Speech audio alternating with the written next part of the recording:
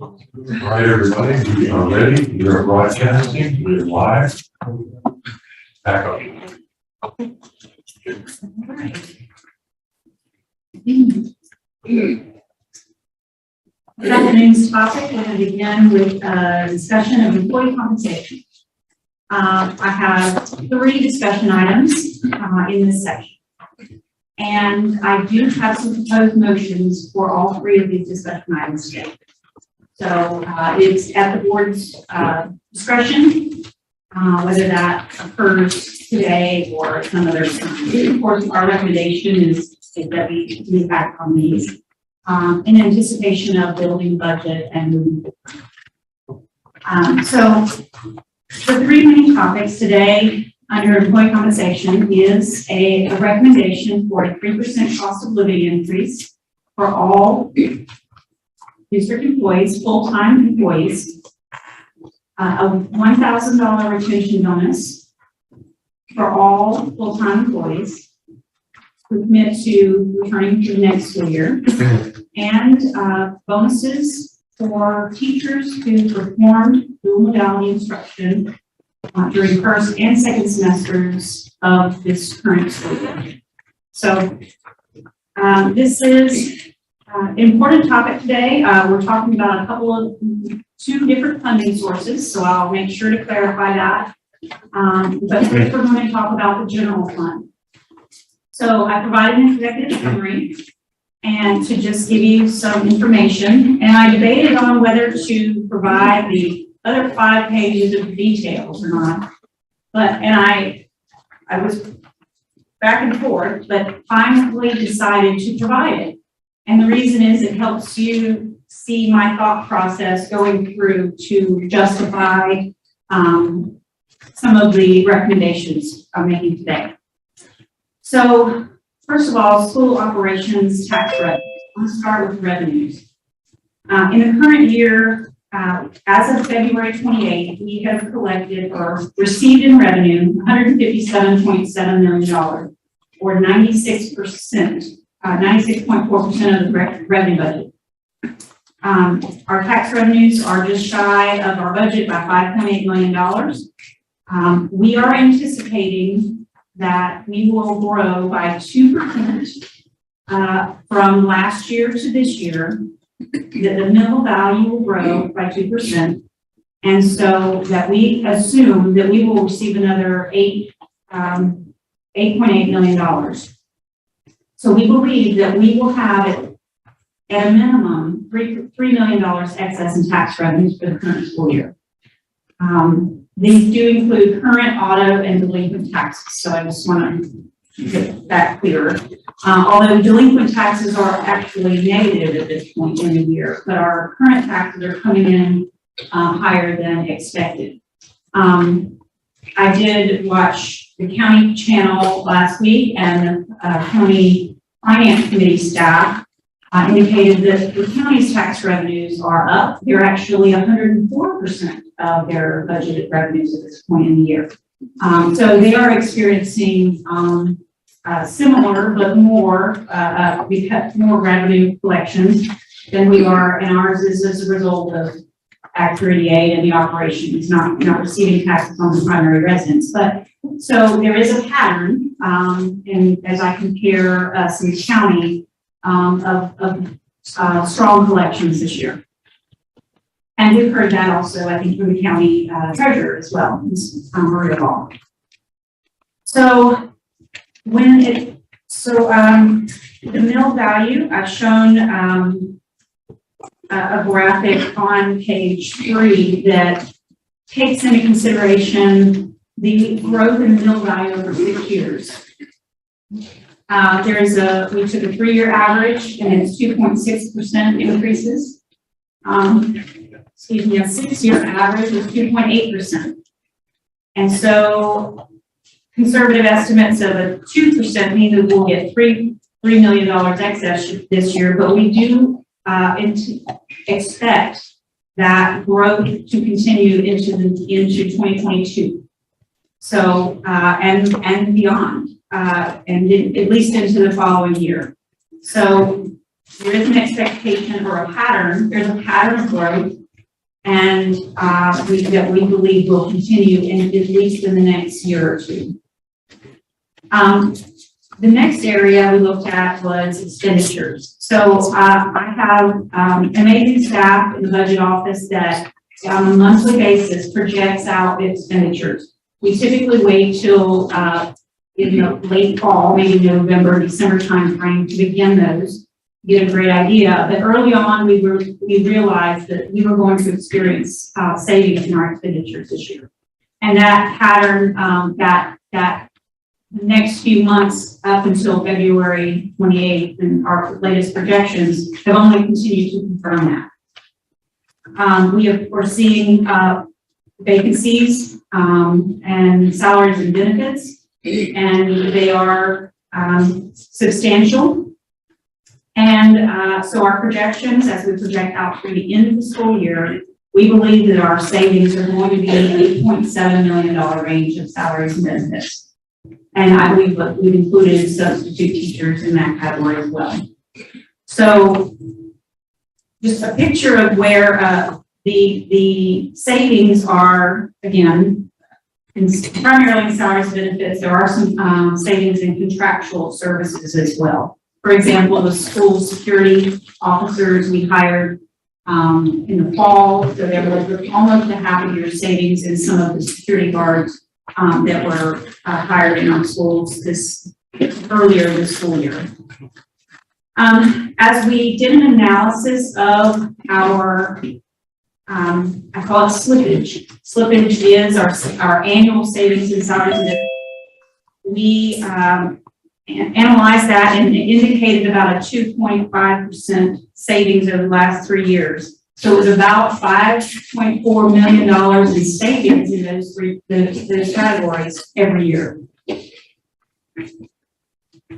So as a result of that, just briefly talk about the fund balance. Our fund balance is currently at $50.6 million. It's 18.4% of our budget. If the projected revenues and expenditures were to actually be confirmed and be the actual balances as we close the end of the year, we could potentially increase our fund balance by almost $12 million once again this year. Not once again, but $12 million, and it would raise that amount to a balance of $62 million, which would be about 22%. So our recommendation today is to utilize that savings and return to staff. So there's a couple of recommendations. And so I'm going to state those, and I have some other comments as well with respect to the county as well. So the first recommendation I'm going to make today is 3% cost of living, which I mentioned earlier, increase that would provide to all full-time employees retroactive to the beginning of the school year. Estimate is $5.5 million. And this would be a recurring cost.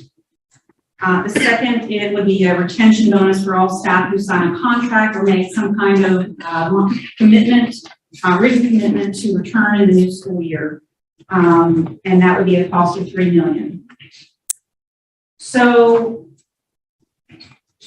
again, utilizing the current year expenditure savings in the area that we believe is the highest priority at this time, and to prevent a further increase in fund balance, we do recommend those increases that total about $8.1 million. So if you utilize the majority of the expenditure savings that we're estimating. Okay, so what would that do to a teacher's, a starting teacher's salary? The current base teacher salary of bachelor's with 0 years of experience is $37,928. This proposal of the 3% cost of living would increase the teacher's salary by $1,108, putting us at the new base salary of $39,036. And with the locality supplement of $5,000 we currently provide, that would be a current salary of $44,000 starting teacher salary. Again, that locality is paid over 2 installments and not paid throughout the year with the other, with the base salary. So the proposal gets us part of the way to what is ultimately going to be mandated in the new year. The governor's proposed increase would take the both base teacher salary to $41,928, which would increase with the locality would be at a level of $46,928, so almost $47,000 in the new year, if that mandate is proposed, if that continues through the legislative process as presented by the governor. So a couple of advantages. Obviously, recruitment, it will hire, we hire over 300 new teachers every year.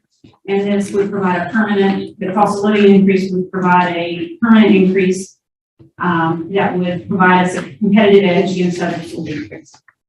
And it could have the potential of retaining teachers, knowing that the level of our salaries are and other staff as well, to bring that level up.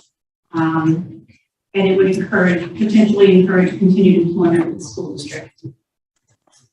I don't typically come to you with one-time savings for recurring costs. And so that's a unique feeling for me, uncomfortable actually. But that is not in my DNA. But with the level of excess revenues and the slippage that we have experienced, the combination of those two things, I fully believe that we will be able to replace that slippage. We will be able to reduce the budget by a slippage amount and replace that with that recurring cost of living increase. So, and what we're seeing from our state elected official or our local elected officials, the treasurer's office, staff growth again is continuing to occur, particularly in the Bluffton area. We do have a couple of motions here for you today, and I will separate the two conversations. The next conversation is dual modality, so perhaps maybe we should discuss these first and then move to dual modality after that. Chair, I think the motion, so let's talk about the first one. I move that the Beaufort County Board of Education authorize the superintendent to provide a 3% cost of living increase to active full-time employees. This payment will be retroactive to the beginning of the 2021-22 school year. The Board of Education authorizes the administration to make general fund budget amendments of $5,500,000 that are necessary to fund payment of the increases. Second motion.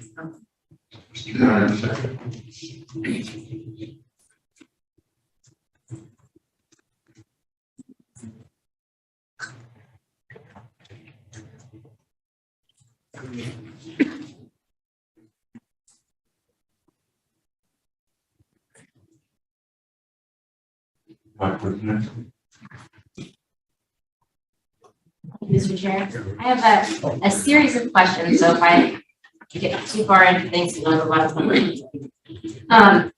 So my first question is in regard to the 3% allocation. With this being implemented when it comes to the governor's proposal of the 4,000, how will that impact what we just discussed in the budgetary considerations of what they provide and then like in their formula and their allocation, how will it impact it? My understanding is that the monetary formula would have no impact on our proposal. The increases that we make would have no impact on the revenues, any change in revenues from the state. That's my understanding. So the question was asked of a staffer that I mentioned earlier, one of the legislative staffers, and that is, would we be mandated to go keep our local supplement in every category and raise that to the full $41,928? The answer was no, that the funding would provide only enough to get every district to a base of 40. So that we would have the ability to only go to $40,000 if the district chose to do that. And then he didn't specifically say that the local supplement would be waived, but that was it would have to be waived in order to only go to $40,000.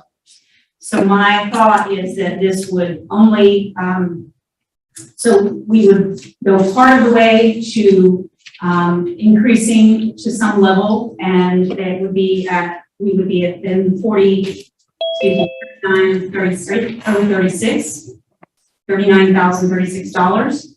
And that would really have no financial impact from a funding perspective, but it would take us part of the way there to the requirement that the governor is going to require for next year. But wouldn't that then reduce the amount that the state is going to give? The funding is based on a formula that doesn't offer, they are basing it on an average teacher salary with a master's and 12 years of experience, not necessarily what we actually pay for our teachers. So their formula will change, it's my understanding. Okay. And how will it impact our long-term retirement obligations? Long-term retirement obligations. So this number is the dollar amount that I included here has a 22% retirement match included in it. Thank you. Dr. West? So my question is, so this is just for this year, a one-time thing? It would increase the salary schedules by 3% permanently. Yes, but there would be a one-time pay, there would have to be a payout as a retroactive payment in the year. They would begin the new year. If there were no other increases next year, which obviously there normally are, they would automatically increase next year's salary schedule by 3%. So what was the thinking behind it versus, I mean, there's lots of different ways to give more money, or to increase compensation, I should say. And, you know, we have a locality supplement, which is separate, and obviously then benefits are not, you don't have to build or factor in benefits to the locality supplement. This 3% increase, yes, benefits have to be factored in, because we're increasing the base salary. How did you come up with it? So Can I just touch for a second and then you can get into it? But one of the things is we're on the recruiting trail. We are recruiting now, not later, right? And so as our HR team gets out there on the recruiting trail trying to attract teachers here,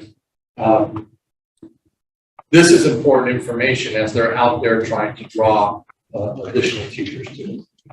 The other piece is, you know, sooner or later, right?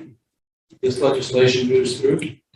We're gonna have to make sure we're around that number anyway, right? So why not do it now when we can get on the recruiting trail with this number now versus later, and when the recruiting's over?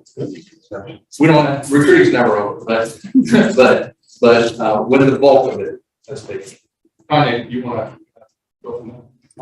So first of all, we identified the projected savings and thought we're going to recommend to spend these dollars so that we're not continuously adding to the fund balance. We have it at a healthy level that will help support a good rating. And so first of all, we need to spend the funds. Second, the proposals that are coming to the operations committee on teacher salaries that are to, we believe that getting salaries to a level of up to $50,000 could be very beneficial for the school district to be able to actively be more competitive with hiring for teachers. So establishing something that's a permanent increase to the teacher salary schedule in particular provides us a competitive edge to be able to help us again on the recruiting trail. So Ms. Walton and I are working together. She has a list of items or discussion items that I believe has been brought forward to operations, and that committee discuss those what increases are needed. And so really I'm looking at the recommendations that have been brought forward and trying to put those build those into the budget and to be able to, although we can't get in the current year, obviously, to 50,000, we're working toward a goal of moving that number, that salary schedule up. I think also that, in addition, when we're out recruiting, we're not just competing with South Carolina school districts. I mean, teacher shortage is a massive nationwide issue. Florida, just heard today that Florida moved their minimum pay up to 47 now. Right? So we've got to be competitive. We've got to get there.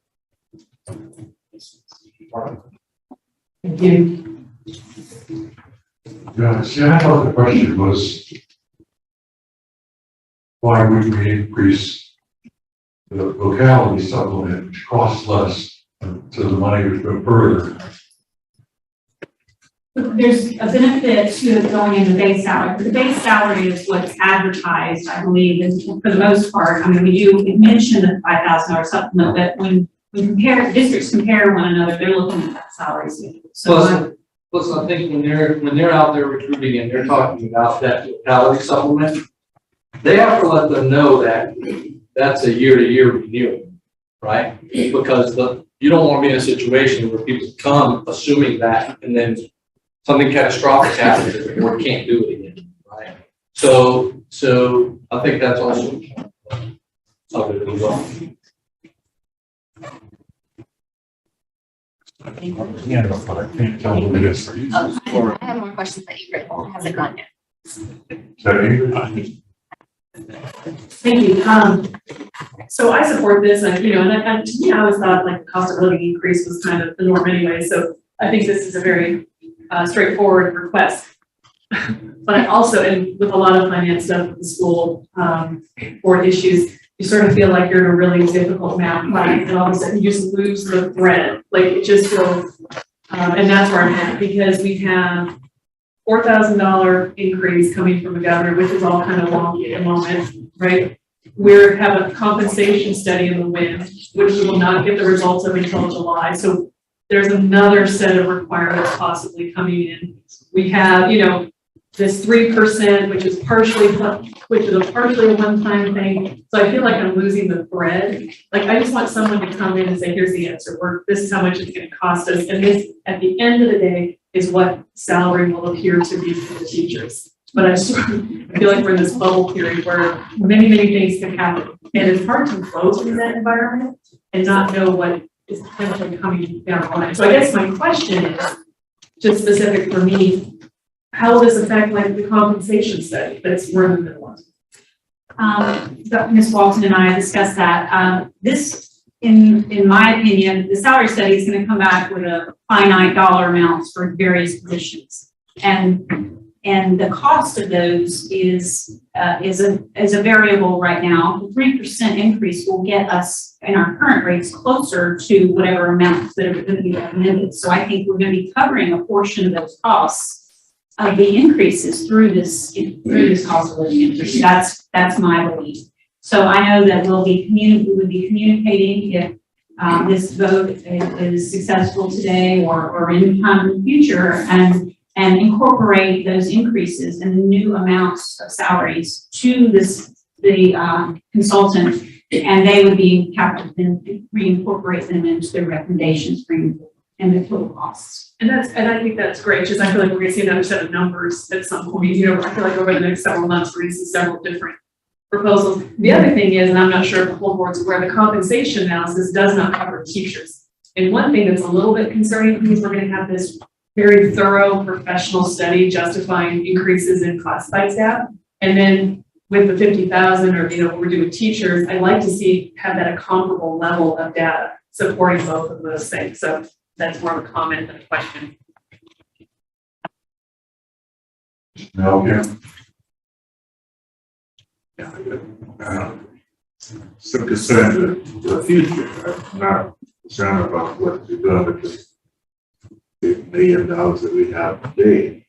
But 5 years down the road, man, still gonna be talking cost of living, wages, et cetera, et cetera. Will our tax base be able to accommodate it we anticipating some serious shift in the budgets in the future. Good question. That's from a cost perspective, obviously, we have inflationary issues. Gasoline for buses, although we're moving into other areas of energy and being able to fuel our buses. Inflation is definitely an issue. I can't speak to what may occur other than what's in the governor's proposal, because teacher salaries are the bulk of our budget. 80% of our budget is salaries and benefits. So we really kind of reliant on what the state is providing as far as health insurance.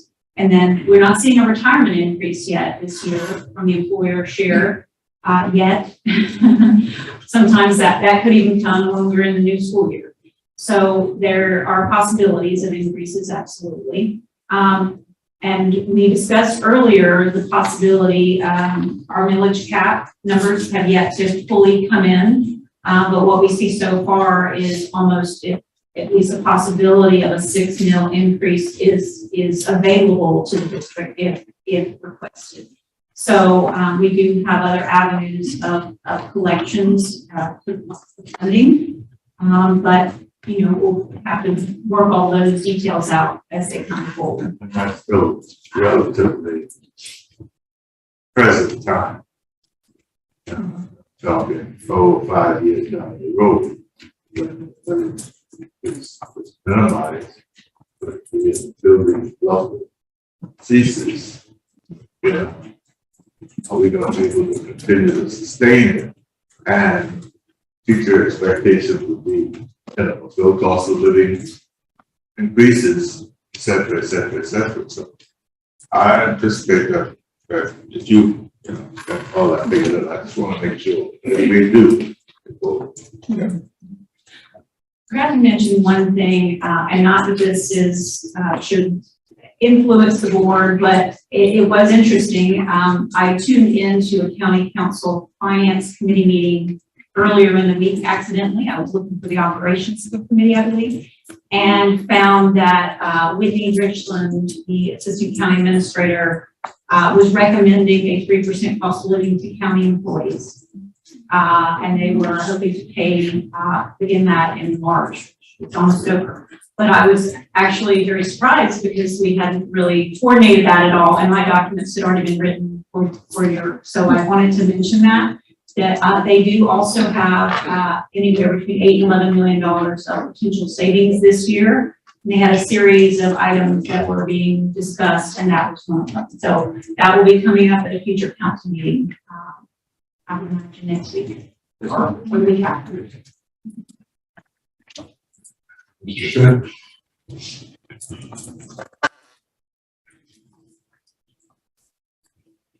In terms of my question, this is right. Seem like trying out much more on the same page in terms of the conversation study. That was definitely one of my questions.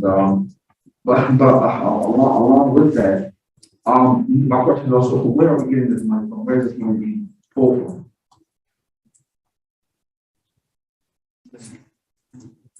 The funds have been, the majority of our funding has been received so far this year. So 95% or so of tax revenues have been collected. So the cash is, that money is in the bank, in the treasurer's account.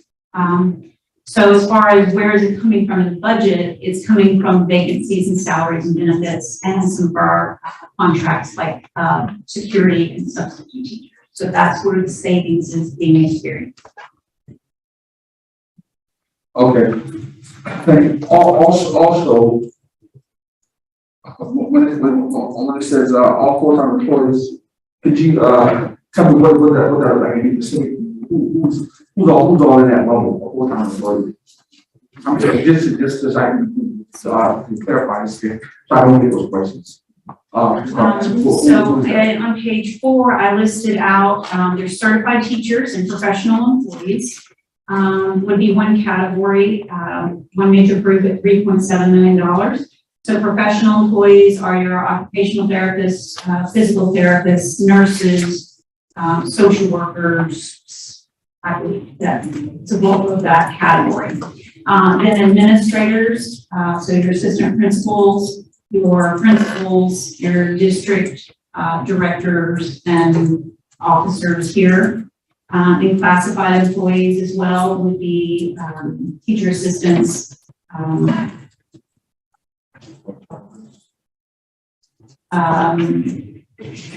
Alice, all support staff, office staff, bookkeepers, office managers, administrative assistants, guidance assistants, media assistants.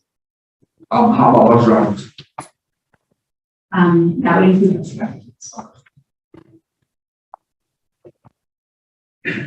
And I definitely will say too, that I do agree that this is, important.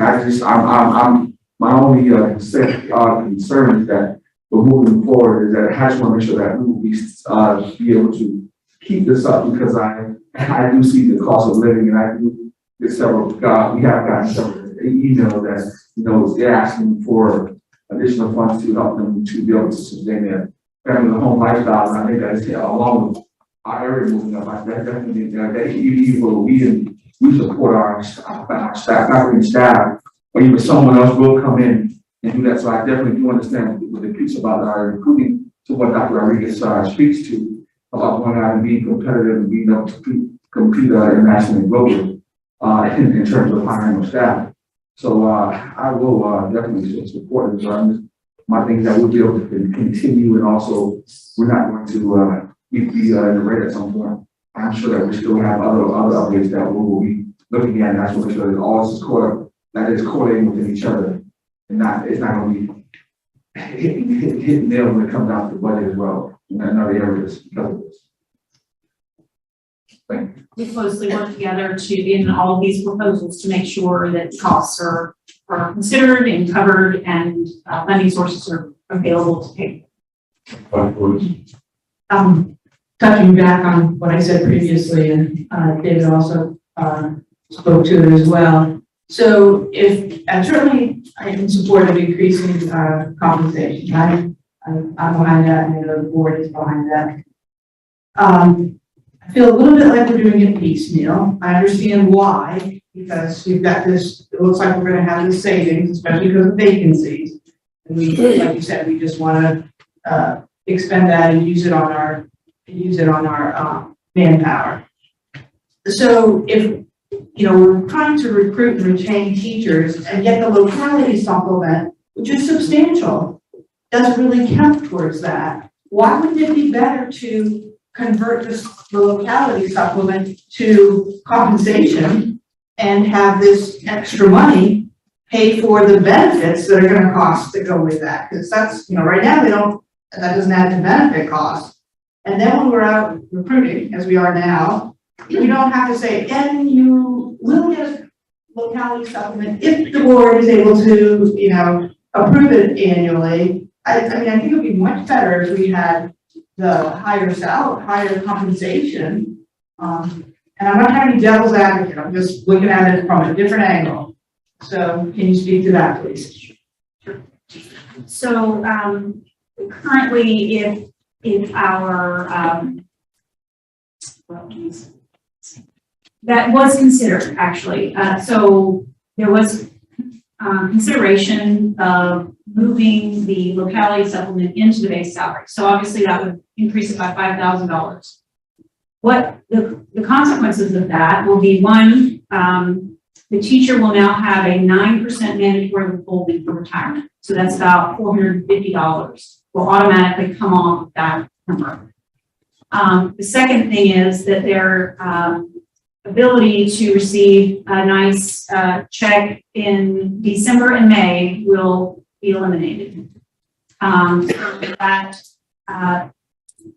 bonus, have you will, at certain times, critical points in the year would no longer occur. So the cost to the district would be about, I believe it was about $2 million to move that in. So it's not a considerable amount of money compared to some of the other costs that we've seen today. However, it really depends on the teacher. Our research or our conversations have shown that newer teachers aren't as concerned with retirement and they like them and are really working day to day, trying to make ends meet.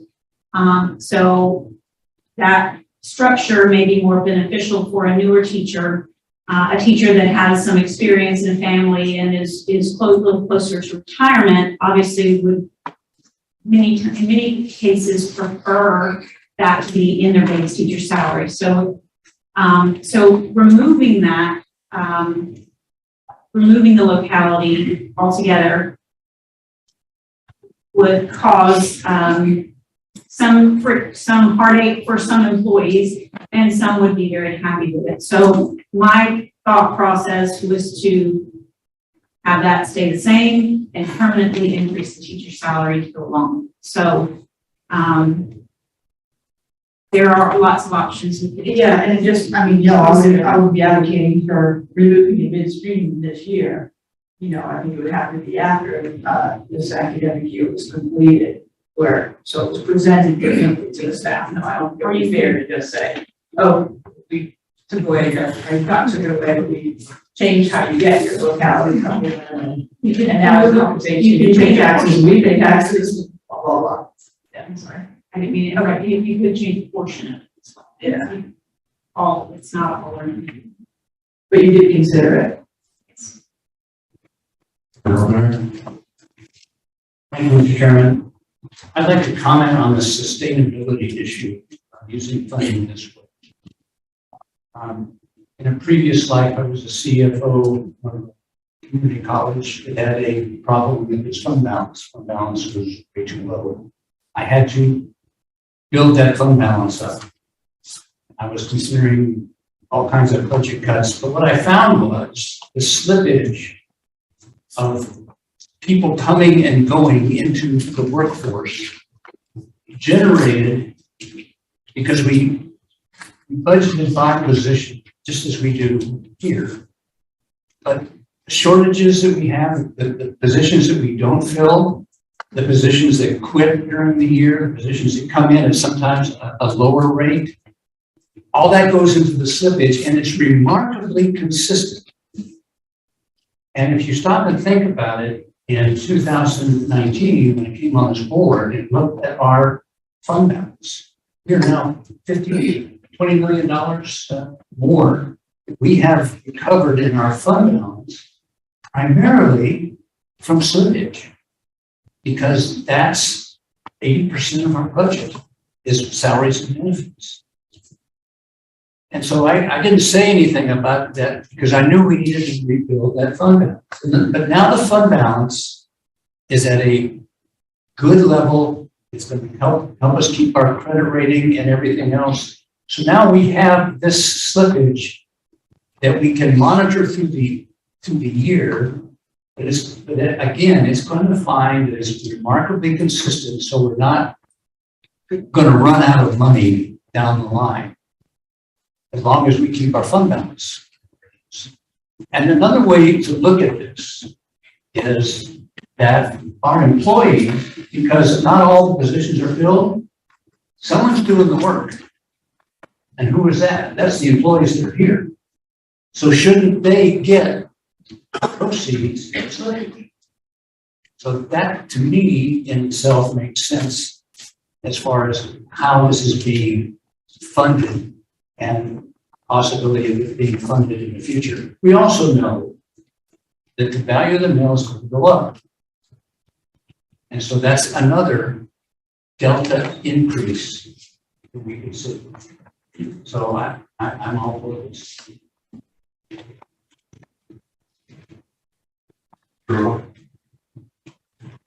Thank you.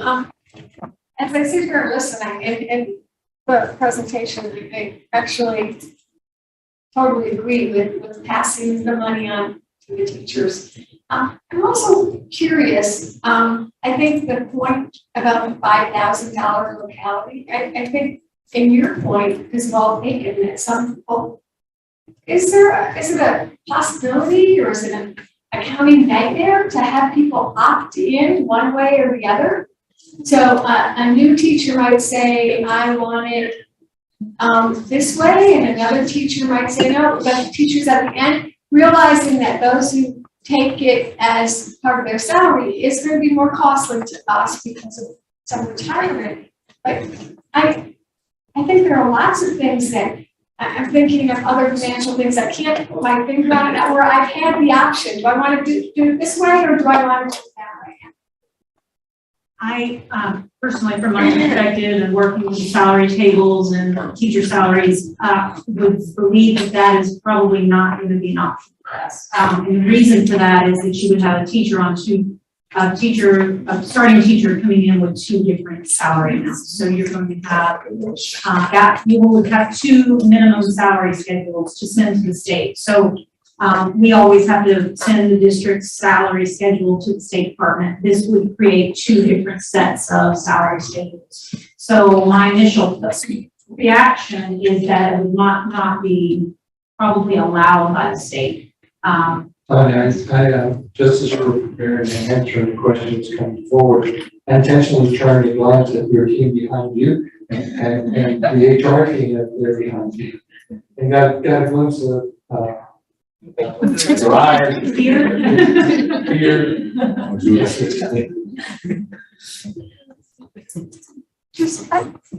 you. I just thought it might be. I thought it occurred to me as well, but we have to establish, and I don't think that would be allowed as a case.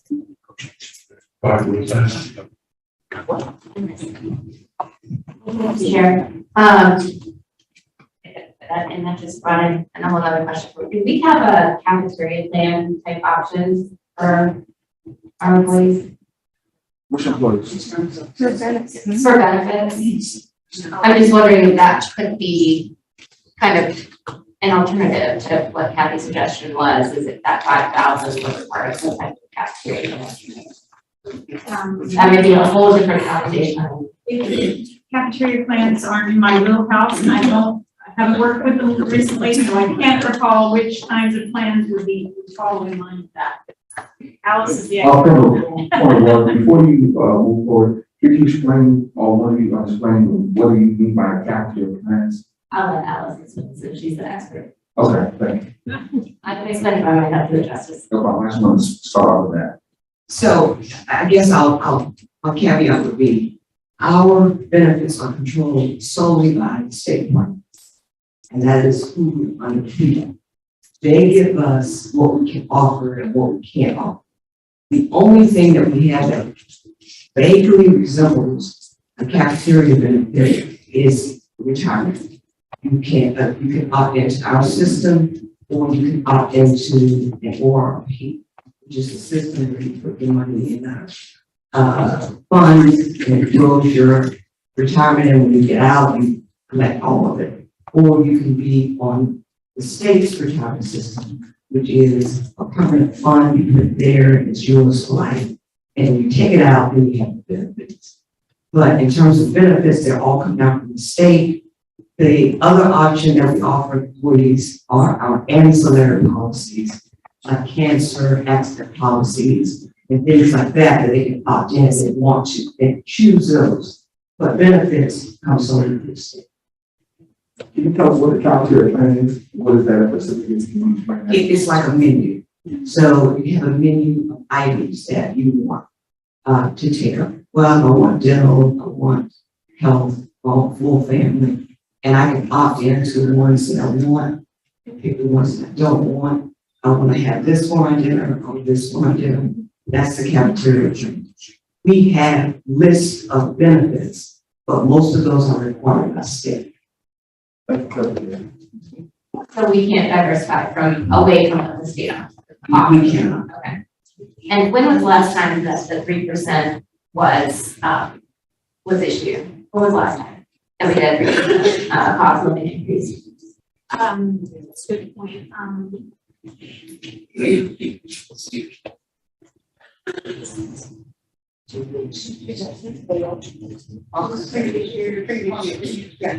Yes.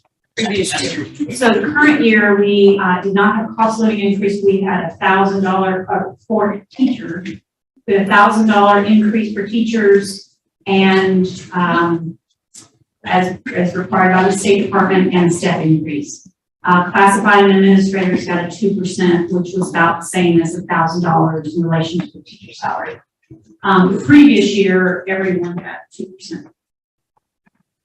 And so when you did your projected calculations on this, on the first page, where it says under school operations tax revenues projected, do you take into account any historical changes from 6% to 4% the legal residence applications? Because you did mention that those are behind. So I'm just wondering, was there any consideration given to that when you made your projections? Yes, historically, we've been rising about 3%, so our estimate was actually conservative at 2%. So we did consider the possibility of that being a little lower this year for the school district as a result of the shift from 6 to 4. All right, thank you. I'm confused on the vacancies. Saying these are teachers who staff we didn't hire, right? That we saved money on, correct? Well, what's gonna happen in the future? Are those people gonna be back in the budget this year? And is it anticipated that they're gonna be at these different steps also? Are we gonna hire or are we gonna expect the current staff to carry the load? That's, because that's a significant discussion. Next, isn't it? Because the next year's. I think what I would say, Mr. Campbell, is that now it's come up too, but we do want to hire, right? We intend on, right? But the ebb and flow of this, as Mr. Geyer was talking about, or Colonel I was talking about earlier, is the reality of a year to year. I mean, I think it was the same in every district, and I think if you look back historically, you would see that ebb and flow is always the same between people. How many, we all would love to hire and open the year with 0 vacancies, and we aim towards that. But within the course of the year, you always have people who leave, people who come in far away. You have people who retire in the middle of the year who are making maxing out at a salary, and people who are oftentimes replacing them at a lower end salary. And so there's always this ebb and flow, which is, she said, remarkably consistent. Go ahead. I was thinking it's an epidemic. That's the reason it's happening. In other words, you're saying that we usually have this kind of funding left over every year. We can give back to the teachers. We haven't done it. I think Colonel Geyer actually captured it very well. One of the things that this particular school district has struggled with is the fund balance and what level that fund balance is. The board has a goal to have that fund balance at a certain percent level.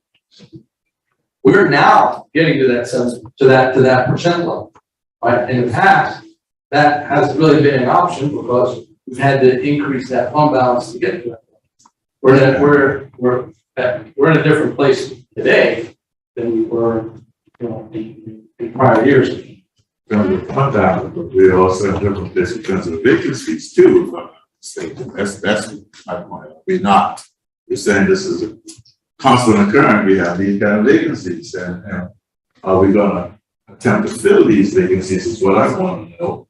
And so going forward, we're not going to have this kind of, I would call it kickback from teacher vacancies. And will we be able to sustain a full force of teachers at these rates going forward? That was my question earlier, and it still is. I mean, I know we're talking about teachers on site now, but I'm talking about the prospect of going out and recruiting with that new ammunition of different salary scales and different approaches, and the new Beaufort County. And we get these seats filled, we get these people you're looking for.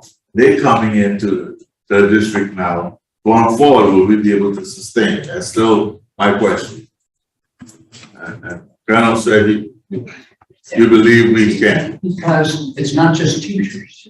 It's everybody. It's everybody on the, I'm it's trying to think this all through. employees. Yeah, go ahead, I understand. You have income outflow, and again, one of the biggest things is you lose, what you tend to lose is a lot of senior people that go get another job, get another opportunity, and they're replaced by somebody that comes in at a lower step.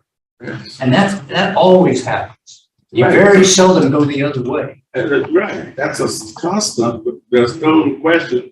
Vacancies, how we fill them, how we're encouraging to fill them, and are we going forward trying to decrease the number of teacher to student? All of that is a big part of it.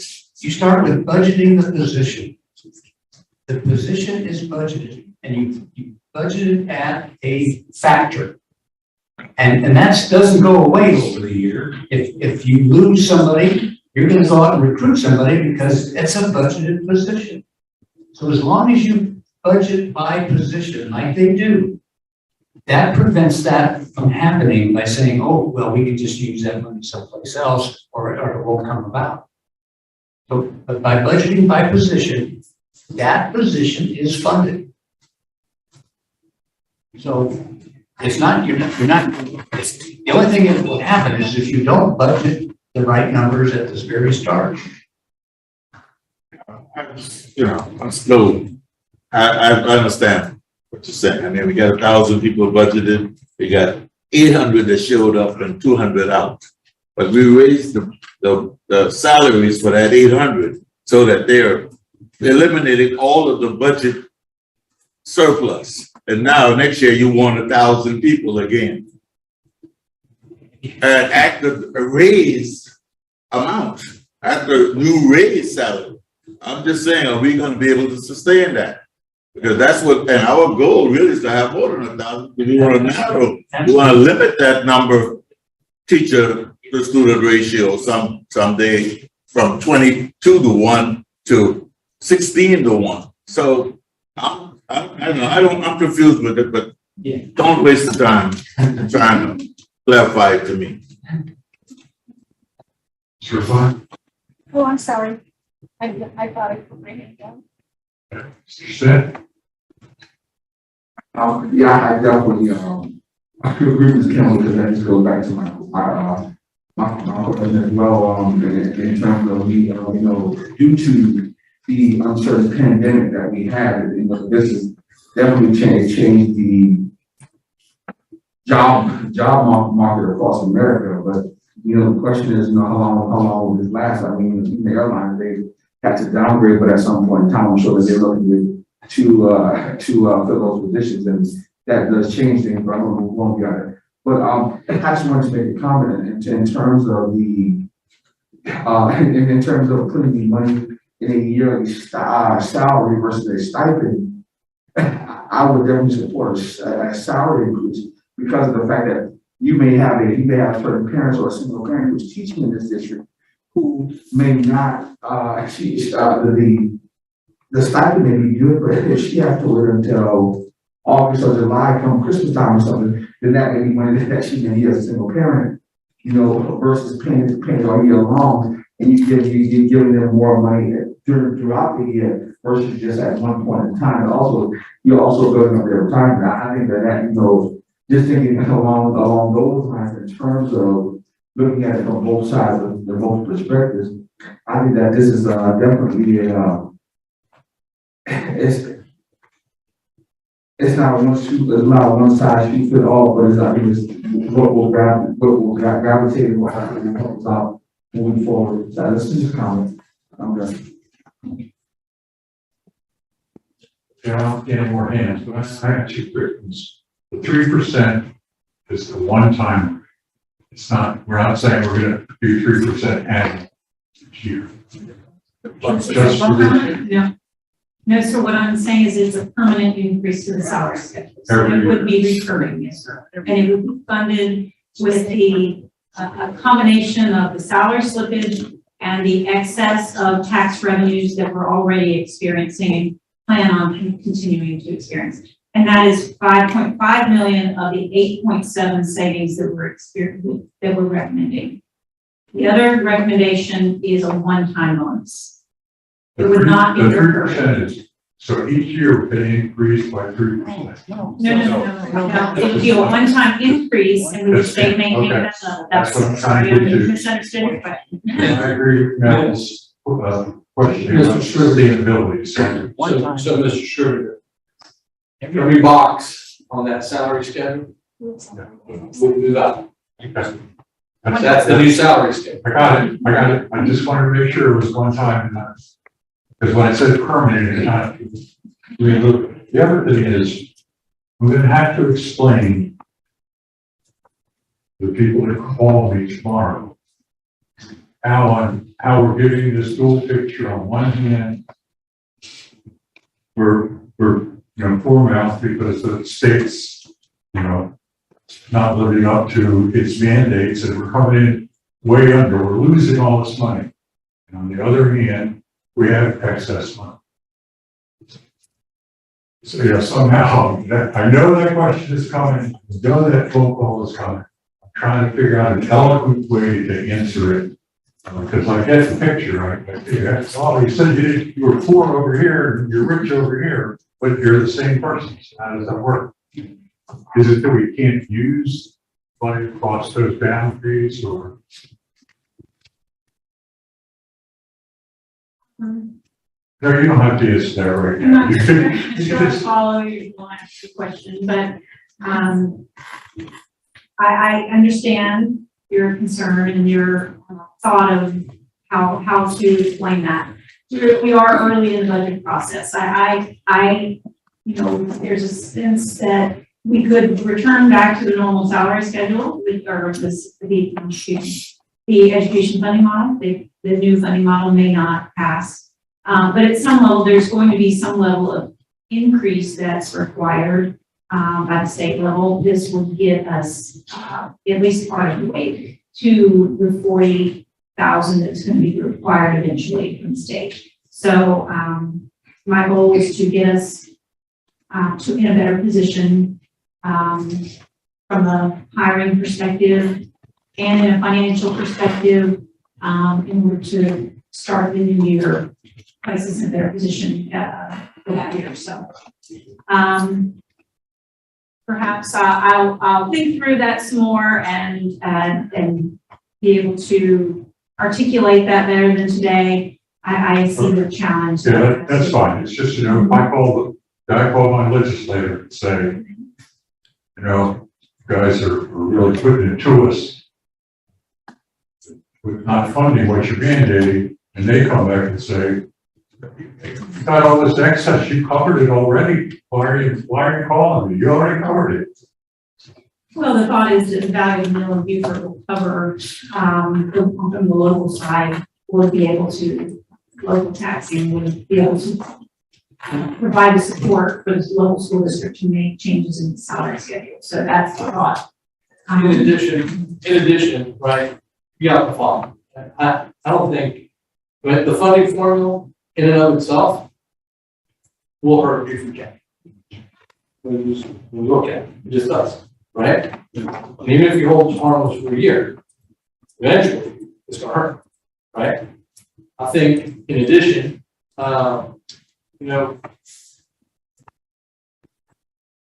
we're in the business of educating kids. To do that, you need talent. You need teachers in the classroom.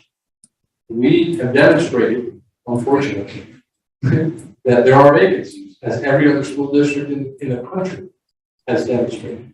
In addition, the state loses 8% of teachers in any given year for any given reason. Colleges and universities are replacing 4% of those teachers with graduates. Okay? There's a significant gap as it exists. We need to remain competitive in order to attract more teachers for our classrooms, which inevitably vacancies affect outcomes. Right? So, and then in addition, whatever legislation comes down the pipe regarding that minimum salary is gonna affect what's required of us anyway. So this is taking us towards that. I don't want to be misunderstood. I understand all that. Yeah, It's all good stuff. Yeah, I just want I hear you. that there's an impression. We're poor or we're rich, which one is it? So I'll also think about how to eloquently explain that. But I can't do that right now. Dr. Woodhouse? I was just gonna add a little bit kind of to that conversation, because I know Tanya made the comment about, I don't think you said use it or lose it kind of thing, but we've got it. So where we're gonna put it, we're not gonna spend it on things that don't matter. We're gonna spend it on the area that does matter the most, which is our teachers. And so that's probably gonna be my response. If anybody says, we have, or you had a bunch of extra money, what did you, well, we gave it directly to those that have been supporting our students. So I typically don't subscribe to, we've got extra money, let's use it up because we have to by the end of the budget year or anything like that. But when it comes to this kind of instance, I do. I was going to make the comment though, in the future, I hope that we are thinking about sustainability.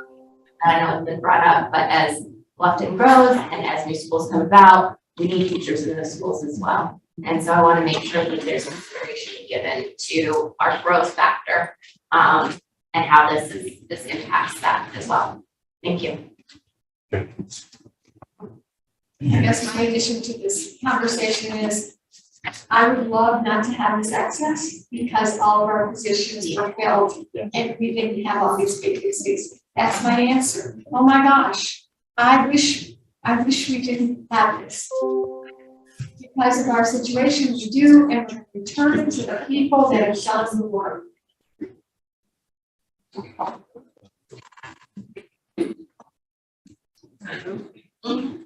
I think we discussed this.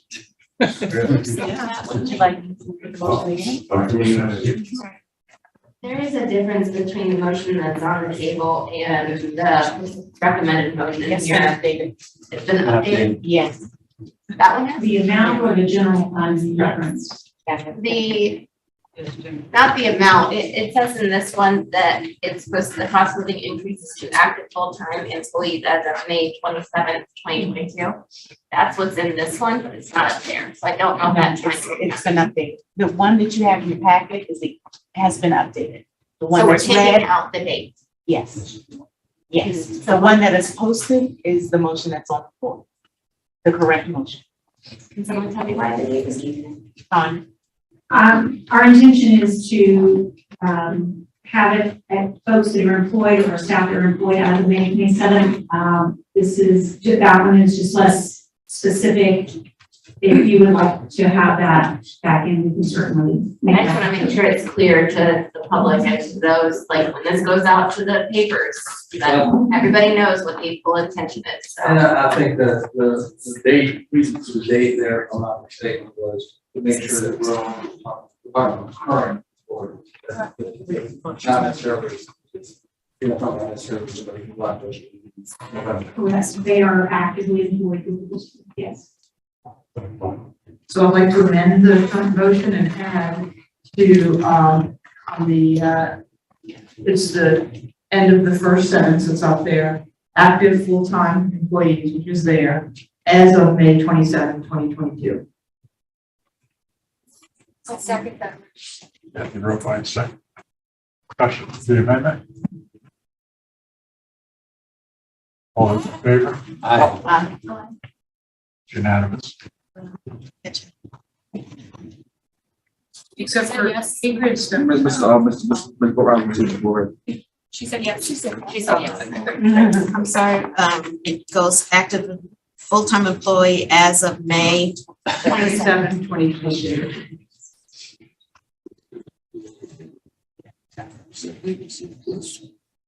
Stay stable.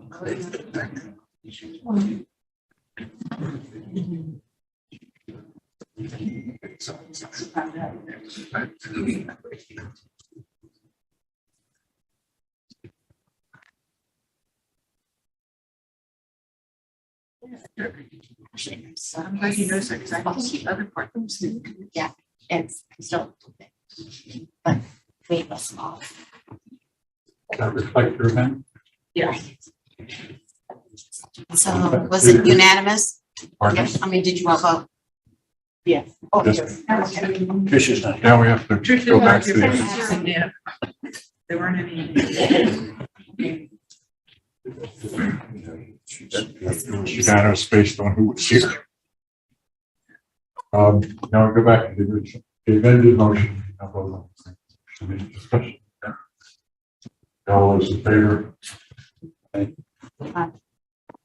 It's unanimous. We will agree.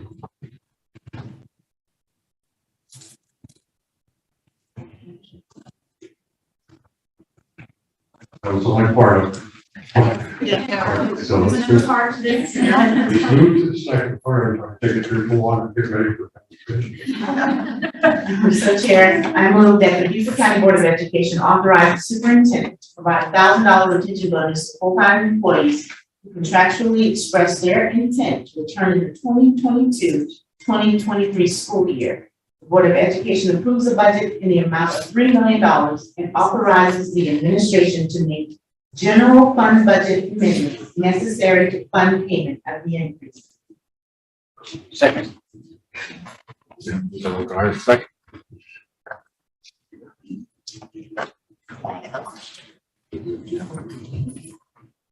Got that, Rob? All right. I think I'd like to amend that to in front of full-time employees, I think we should say, we only have active. I was thinking of current. This. No, that's the old one. This is the That's other the one. old one. So I think we want to make it very clear that it's people that are working for us now, that commit to working for us next year, are the ones that we're going to give this bonus to. So I would personally put the word current in front of what our secretary, Ms. Middleton, read. No, just say current, bonus to current full-time employees who contractually express. I got to make it crystal clear who we're bonusing.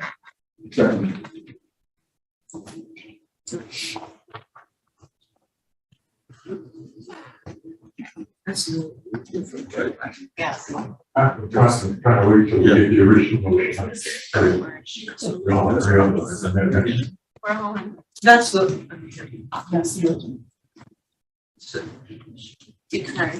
Oh, so you had. Bonus to, yeah, I just added it when you said it. Oh, I'm sorry. So should I not? Well, it's customary, we're supposed, but you know it's too well. Retention bonus to current full-time employees who contractually express, is that what? Yes, so that's what I added as you said it. So do we need to take another vote for it? Well, yeah, it wouldn't harm to, it wouldn't hurt us to stick to our procedure. So let's vote on the amendment to add current. All those in favor? It's unanimous. Now, vote on the original. Vote on the original. Vote down. So, I just have a question or a comment. My main concern with this motion is how do we handle those that express intent, but then 2 years in, or not 2 years, 2 months into their contract, decide they have to leave, or God forbid they have to leave for some personal reason or whatnot. How do we? It's part of the conversation. Yeah. Yes. Y'all know me too well. Have some ideas on how that would work.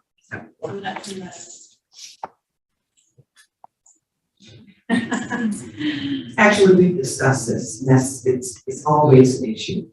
If you sign a contract, we give you $1,000 in 2 weeks later you sign for it. But we're going to look at repayment after a certain period of time. If you're not here longer than, or if you're not here until the end of the school year, then we will request that you pay us back. So we have to work out all those finite details, but that's what we're doing. It is gonna be, yeah, I understand that's administrative and whatnot. I would feel more comfortable if we knew what that detail was personally. Whether it's 6 months, I mean, I don't know what the right answer is, because I don't know historically when do people leave the district. So I can't give an educated answer on that, but I would like to know the details of it prior to voting. Just not me personally. We would like to know the details today, we want to put a date on the motion. I would feel more comfortable voting on it if we had more details on what the plan was for recruitment in the case that someone leaves. I don't know enough necessarily about what that would look like. What's the downside to committing to a full year? I don't think it's a downside. We just want to make sure we can have grounds to stand. That's Yeah. the legal question. Yes, we need to get legal verification that a date in it, we have grounds to stand on, that we can actually attach, returns for repayment if they don't. So we're looking at enforcement. I'll just make a statement. Whichever way you can incentivize them to keep the $1,000 and stay with us for a full school year, that'd be great. I have faith in you. Thank you. Okay. So I'm gonna jump on the Dr. Lucinski bandwagon. Because, you know, I know that this last year, there's a common occurrence where people get the stipend at the beginning of the year, and as soon as they get that, they quit. And that creates a lot of problems. So I'm not certain, to be honest with you, I'd have a hard time supporting the way it's written now, not because I don't think it's a good idea, but what I worry about is we're gonna have people that know they're gonna wanna leave, they stay on, they get the $1,000 bonus, they quit, creating more problems. We're trying to collect repayment. I don't know if we're gonna send them to collections or bill, but we won't have any wages to garnish, right? I mean, it would just basically be, we send them a bill, we get the money back. I just think it needs to be more thought out, because I've heard A, that we have a record number of people that have been quitting mid-year in the last 2 years probably because of COVID. And B, I know that it's not uncommon for teachers to kind of get the incentive bonus and then quit, and they may have known all along they were going to. And I don't think we have a good plan for recouping that. So that's just sort of my piggybacking on Rachel's comments.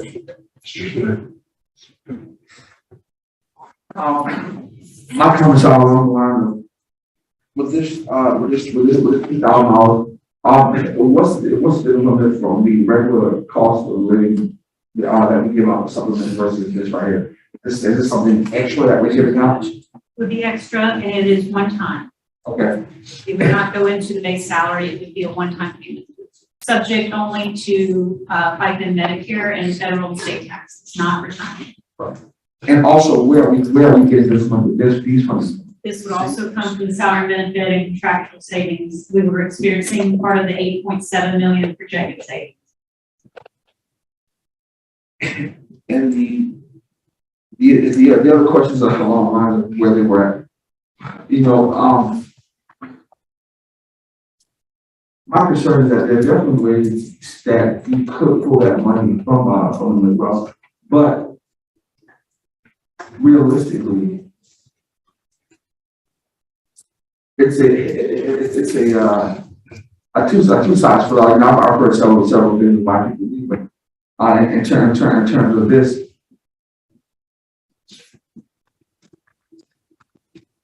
I would agree with a reasonable time on this. But when definitely not a year, but also my thing is it could be a slippery slope in terms of having standings. And that is something that I'm definitely worried about, that we understand and the wherewithal.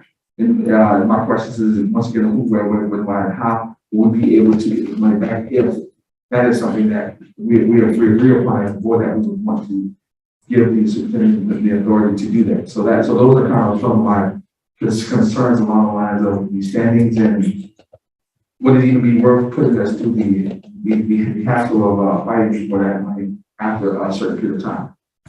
In regards to they've given us 6 months or you know, I mean, so those are just some of my thoughts.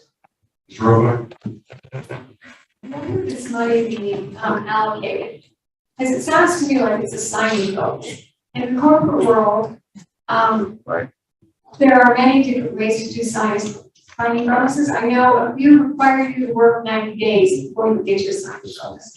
A few give it to you, not that I've ever had one, but I remember someone who's had one. So a few give it to you right away, but you sign an agreement that says you will return the money if you haven't worked for, I'm pretty sure it's always been a year. So those are my questions.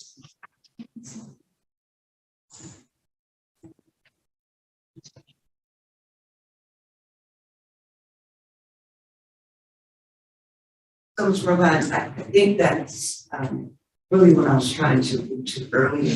That you need to look at it from a legal standpoint. What do we do? Do we give it upfront? Do we require 90 day? Do we say after this day we can collect? We don't really know the details of that yet. That's why I'm hesitant about putting a date on it. Contracts are issued on April 15th, and they're due back May 11th. So that from that time frame, from the 15th to the 11th, then we need someone to give us legal advice on, do we stipulate 90 days? Pay it then, after the 90 days, do we pay it upfront? Those are the kinds of details that we really just don't know.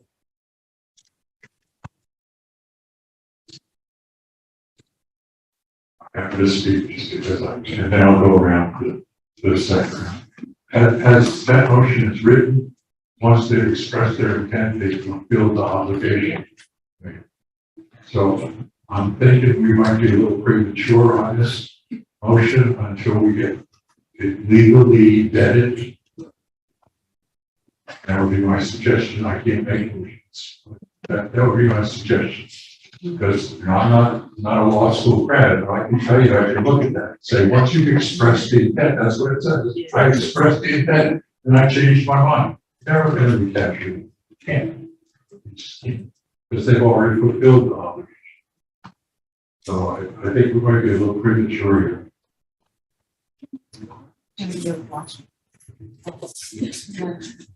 I move we postpone this motion until administration comes back with, the legal, information that we've discussed. Second. The second, is there discussion on the postponement? Ms. Walton, when are the contracts due back? May 11th, and that's across the board for everyone. I'm just thinking in terms of, once we bring this back, I was fired in contract. We would need to bring it back at the next board meeting so that it can be out there for staff that we have existing to know that there's a re-signing bonus that's coming down the pipes. So we really need to know for sure before we issue the contract. Yeah, I was going to make the comment to bring it back to our April 5th meeting, because then, well, the question is, will that give you enough time to do the legal research and give us the feedback of the week? I believe it would. Okay, thank you. Okay, Mr. Anderson. Robot. I didn't take it down.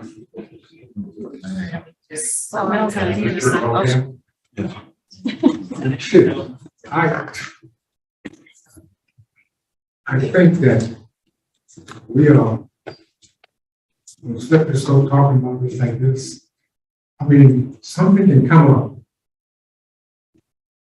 a week after those person received that money. What happens? We cannot prove the reason why you're there. And we are, and that's gonna open out us for a lawsuit.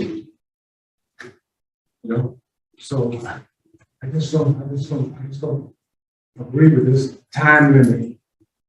You say you're gonna give the person a bonus, give it to them, and no. Something come up, they have to leave, they got to leave. Mr. Young, well, motion is to postpone.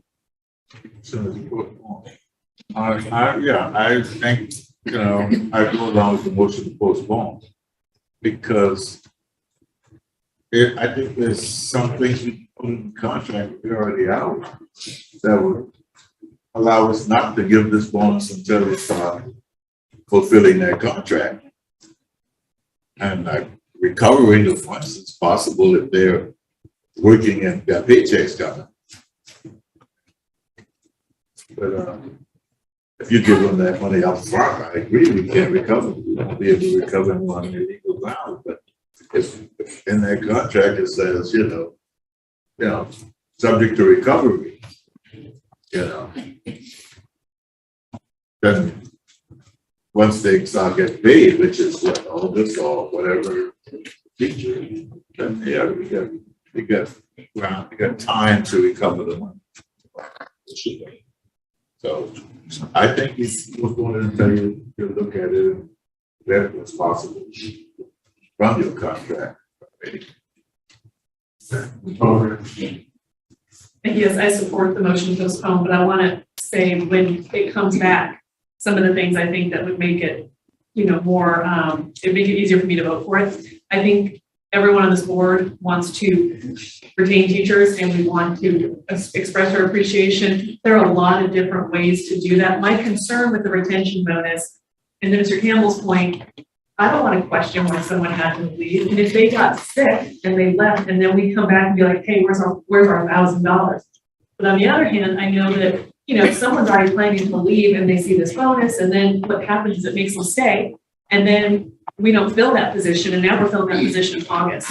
And that's much tougher. It'd be better if they went ahead and said they're not coming back, and we had the summer to fill the position, because that happened to several positions I'm aware of. So I just want to, I know other districts have they've done sign-on bonuses, re-signing bonuses. Several districts in South Carolina, including Marlboro and Rock Hill, have done retention bonuses. How do they work? Like, what's the best use of this chunk of money to make sure that staff is possible? Well, again, remind everyone, motion. It's postponed. Is to postpone. Yes, and I made the motion, I'm supporting the postponement because we do not, I think it's not a good idea to try to recoup money from employees. You want to set it up, so it's set up so that's never an issue. Just like Kathy gave an example, call it a signing bonus and they get paid it 90 days. If they make it to the 90th day, if they leave on day 91, they got it in their pocket. I think you want to set it up that way, and I think that's what the board wants to hear. So let's vote. In terms of the. Postpone. Okay. Yes, the motion is to postpone. All those in favor? Motion to postpone. You want to postpone? In favor?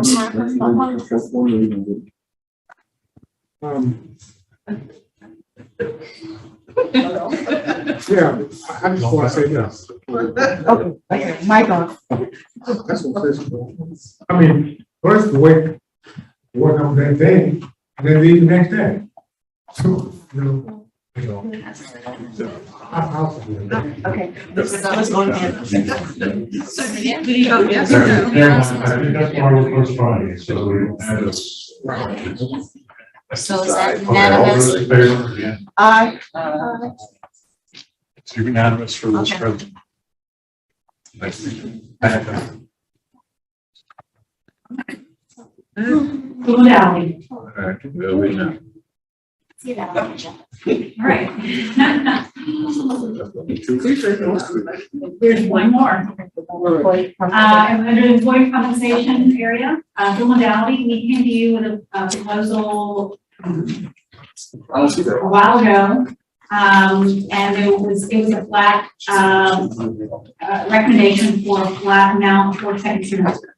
Since then, we've, had some conversations. For what we can do with the second semester, flat $1,000, only for those who had delivered. Not everyone.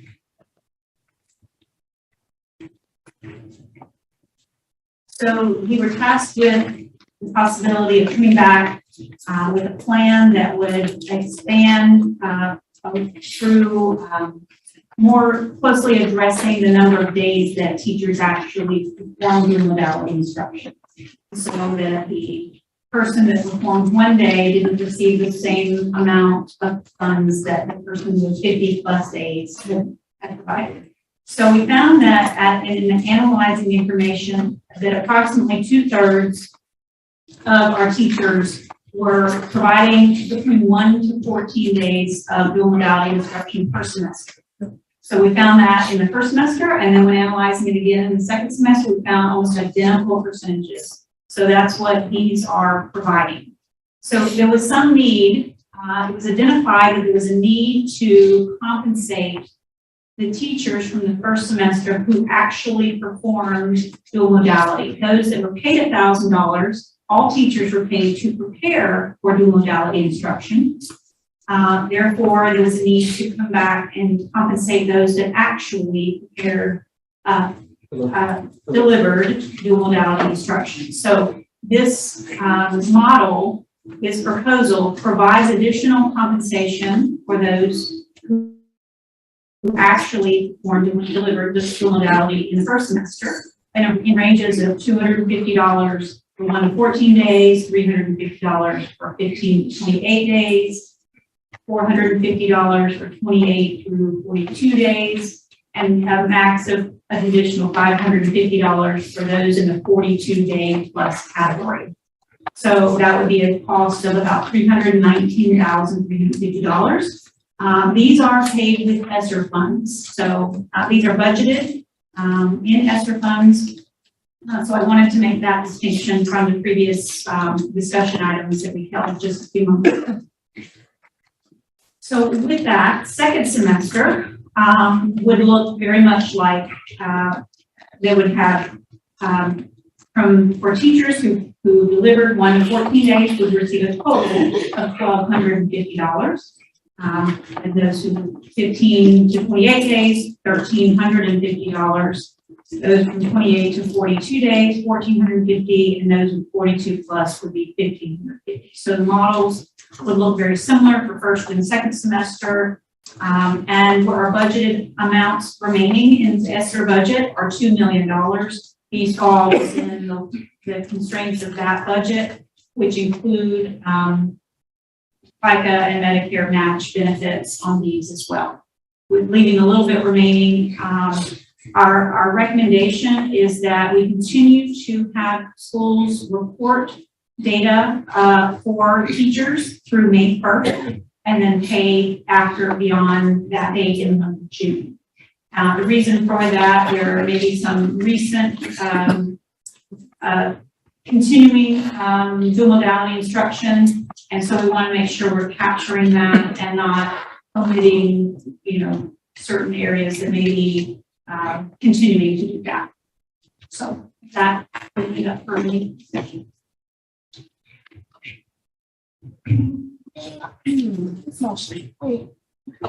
Let me, one more thing. This has been vetted by legal counsel. And it did comply with the statutory requirements. Great, thank you. So I'm going to make a motion, but I have a question about this. Okay.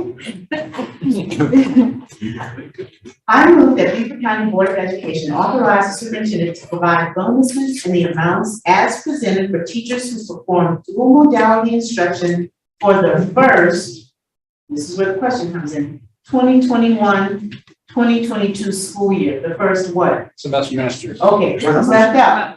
Well, it's both semesters. Oh, both? So, Okay, so let's, the first should be omitted. okay, let me start from the beginning.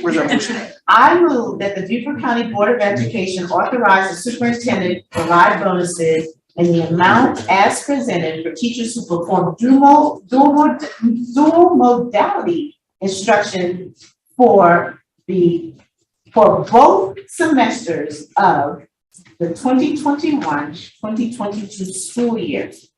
The amounts will be paid from federal ESSER funds and shall not exceed $2 million. I think the board might change each semester, not both. Each, okay, each semester, Looking at each semester separately. Yes. okay, each semester of the 2021-2022 school year. Got that one? We got it. Thank you.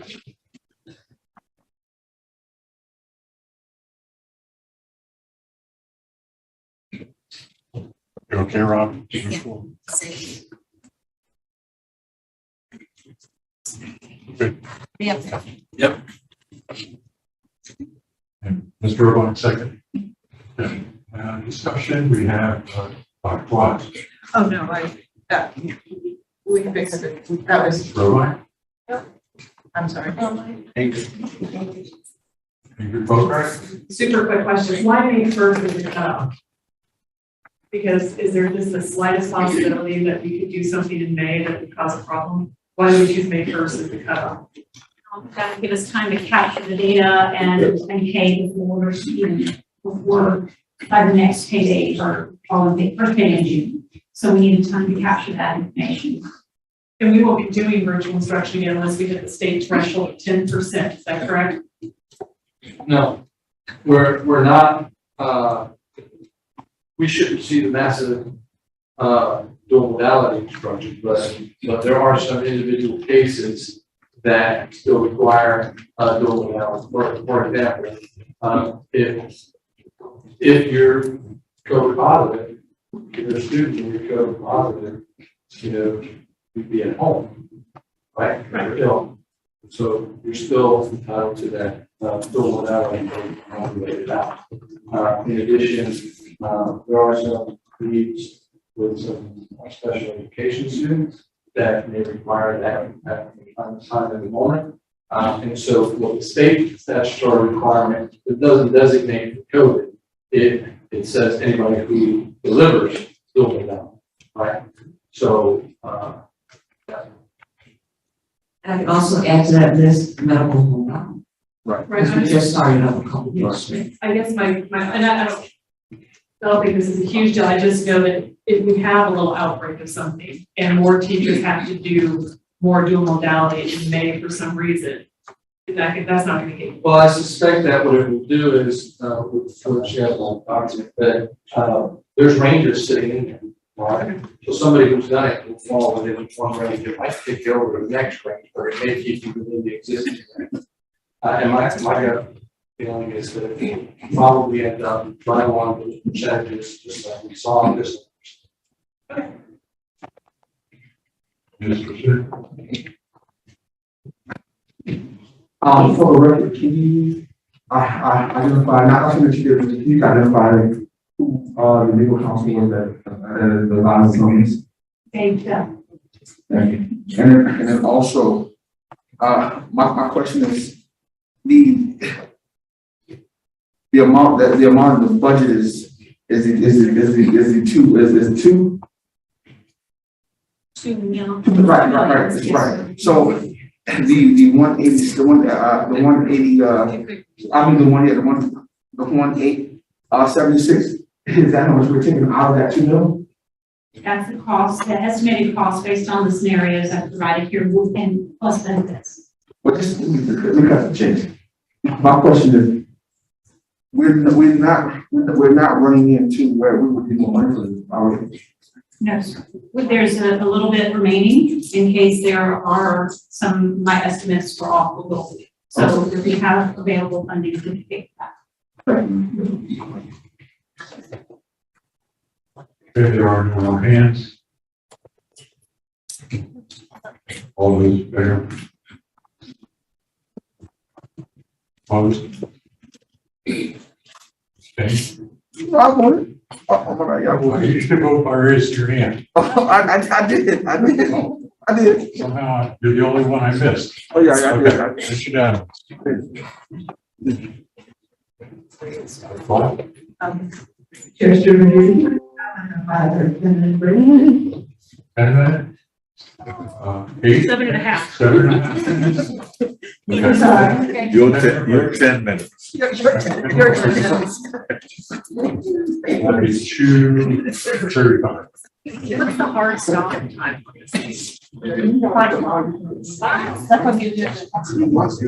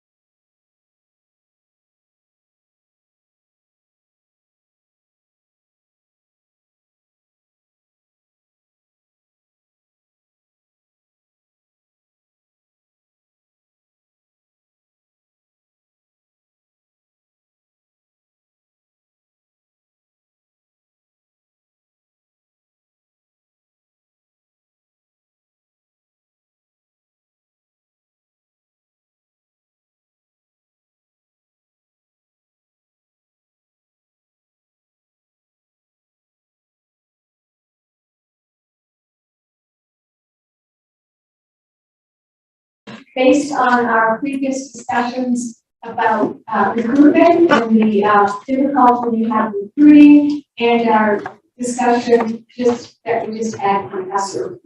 I move that the board direct Dr. Rodriguez to investigate, keywords here, to investigate the possibility of using ESSER funds to provide a recruiting bonus to new teachers to BCSD.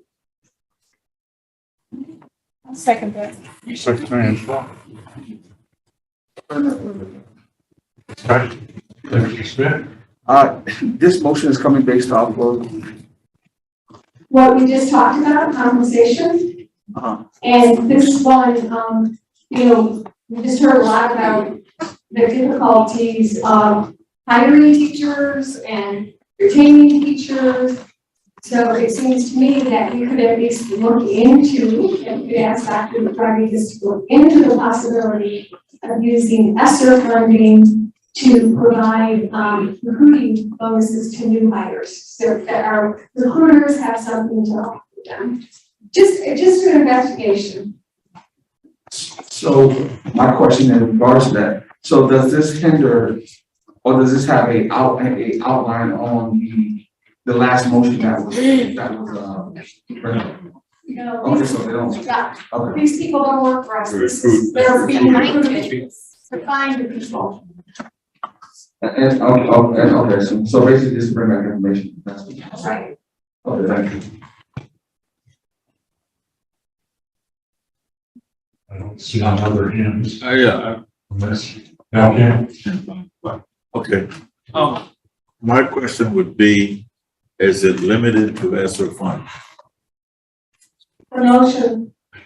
Yes, I think to look at using, I think we should have ESSER funding that could do this for us rather than going to our funds, our general funds. So the motion is limited to ESSER funds. And he's just investigating to see. It's just to see if it's possible. Just put it out there. Right. Mr. Smith. I think that's a good, I think it's a good question.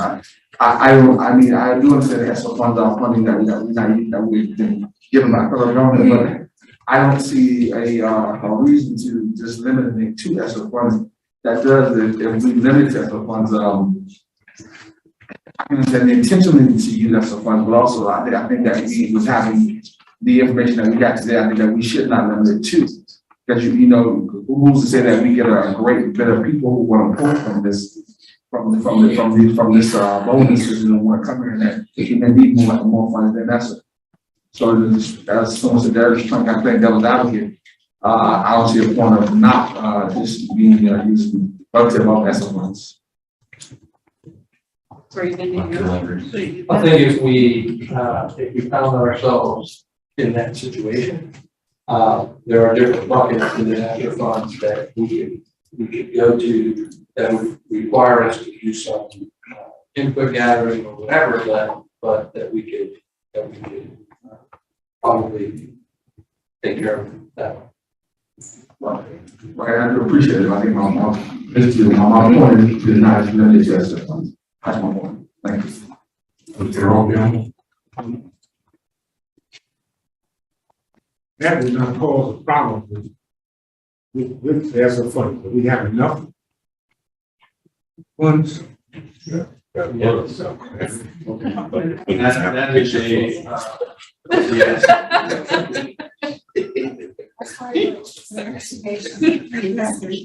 Mr. Kim. Okay, I don't see any more hands. All those in favor? Mr. Smith.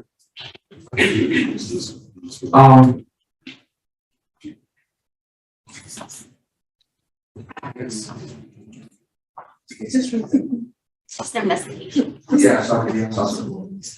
Yeah, okay. Got that, Ralph? Yes. Okay. Now. Garfield. Start now. Okay. All right, we are up. Thank you all for again for the opportunity to come talk to you about the facilities master plans. You all should have a book by now. If not, you have it available to you in board docs. So we'll make some page references as we go through this. I think both the operations committee and the ad hoc North Broad committee have both seen a version of this presentation. We added a couple slides that helped to answer some questions that arose from both of those, and we'll have point those out. But otherwise, we're going to try to get y'all back on schedule, okay?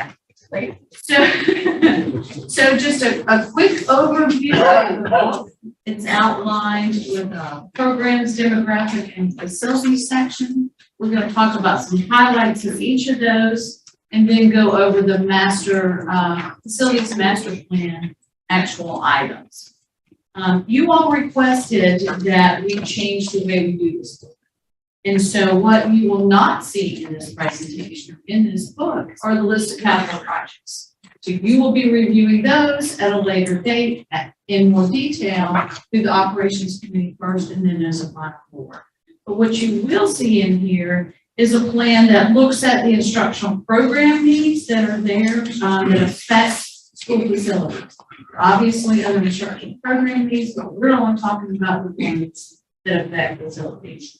We're going to look at student enrollment and projected trends for the district at the cluster, and then you'll see at the school levels as well. And then we're going to outline plans for future capital projects. Next, Robin. So the book is laid out in the philosophy that I take towards planning. You will always kind of see me talk about the planning triangle. Why a triangle? Because if you make changes to one side of a triangle, that affects the other two sides of the triangle. The triangle is composed of the facilities, that's our buildings, basically. The demographics, that's our student enrollment and our projections, and that's our programs, our instructional needs. So if we change the way we're doing instructional programs, it often affects how we're using our buildings and the things that might need to be in our buildings. So the book is laid out in the same way. And we're going to start with programs. And we have been blessed since July to have Mr. Freddie Lawton join our team. You all know him as a former principal. And for us, he is our bridge between instruction and construction. And so he really helped work with Dr. Stratos, who's here, on the instructional pieces of the program. So I'm going to You're next. Right, I think this opportunity to stand before you and give some of the findings that we can have. As you know, Beaufort County School District offers numerous programs to benefit the needs and meet the needs of our students. In doing so, those programs are spread out throughout the district. Please speak into the mic. Great. Good, sir. All right. So we have our choice program offerings. What we did at the beginning of the school year with the committee is we went to every school north of the broad. And then we did a few north of the broad. Cheryl did a few more that I didn't attend. In doing that, with our choice offerings at early childhood special education in which starts in middle school and in high school, Montessori programs, being at two other schools in the district. Pre-K, 8 schools, alternative programs, and ACE, adult education, all of which we handle here in our wide spread district. In doing so, we need to make sure we have the capacity to handle all the programs and instructional needs for our students and our staff. So what we did was we used a formula to calculate the amount of students that each building could for program usage, which is a little different from the building capacity. Using program usage, we have to think about pre-K with its ratio of 20:1, or even jumping up to 24:1 for 4-3. And of course, the number differs when we get to high school. And we have special education as well. we have a really good example, I think, that would help to show you how we use the pointers. So, School A has 15 classrooms available. We have a pre-K class, kinder class, first, second, third, and fifth, which totals 260 students. Yes, the building technically can hold 260 students. However, you have special needs when it comes to special programming in your building. Some of the special programming being the SPED programs that you have in your building, autism, ESOL. In order to do that, you need other classrooms in your building, which skews the amount of rooms that they had in the very beginning. It's like a math formula. So using that formula, we jumped from the 15 classrooms that we had already, we jumped up to 16 classes that we now need. And where do we get that extra unit?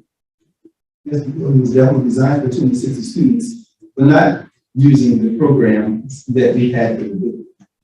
So what we find ourselves doing now is figuring out how we can add those programs, not necessarily adding another room in the building, but seeing how we can maneuver to make sure we have the proper seating for our students and teachers to meet their needs inside of that.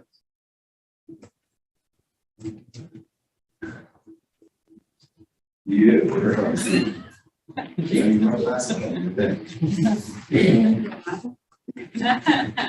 see how it is here. There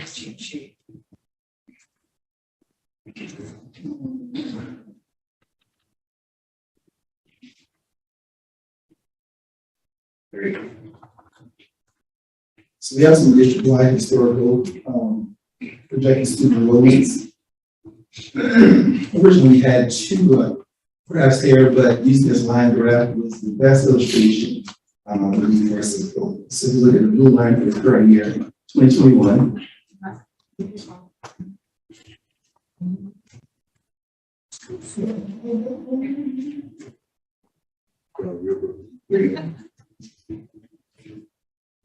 All right. For example, so for schools we have in the district, with the program capacity, the enrollment and projection for 5 years, and 85% need for capacity.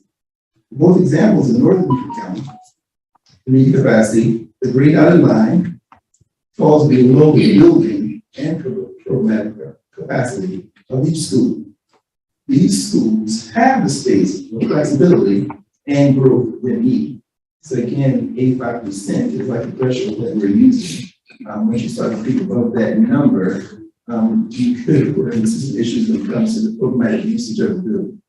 Again, those programs would be SPED, ESOL, even Montessori, who has a smaller class size. So when thinking about the programmatic use of the buildings, you have to consider all the spacing that we have in each location.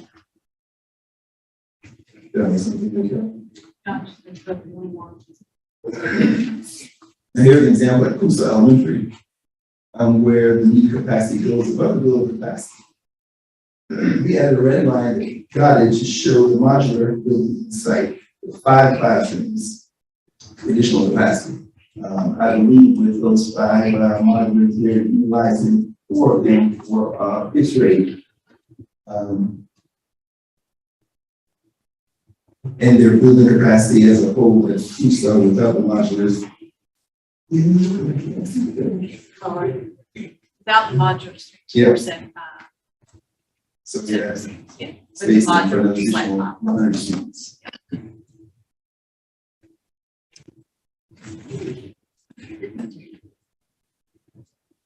All right, so vision for our academic future. Starting on page 37, Dr. Strauss outlined the vision for academic future that affects the facilities usage. And if you look at that outline, some of these will define how spaces should be used and what the needs of staff are in support of the instructional needs of the students. Such a space for professional development and literacy coaches having a classroom size space to use. CTE expansions and art program expansions are outlined for various clusters. A need for a new school or 2 at the neighborhood campus. She also identified the need to have more conversations about increased collaboration, keep time for recreational programs. We have begun some conversations about that. Integration of community services for health, medical, and adult education. We would seek board input and guidance on this topic before we further explore the impacts these decisions could have on our facility needs.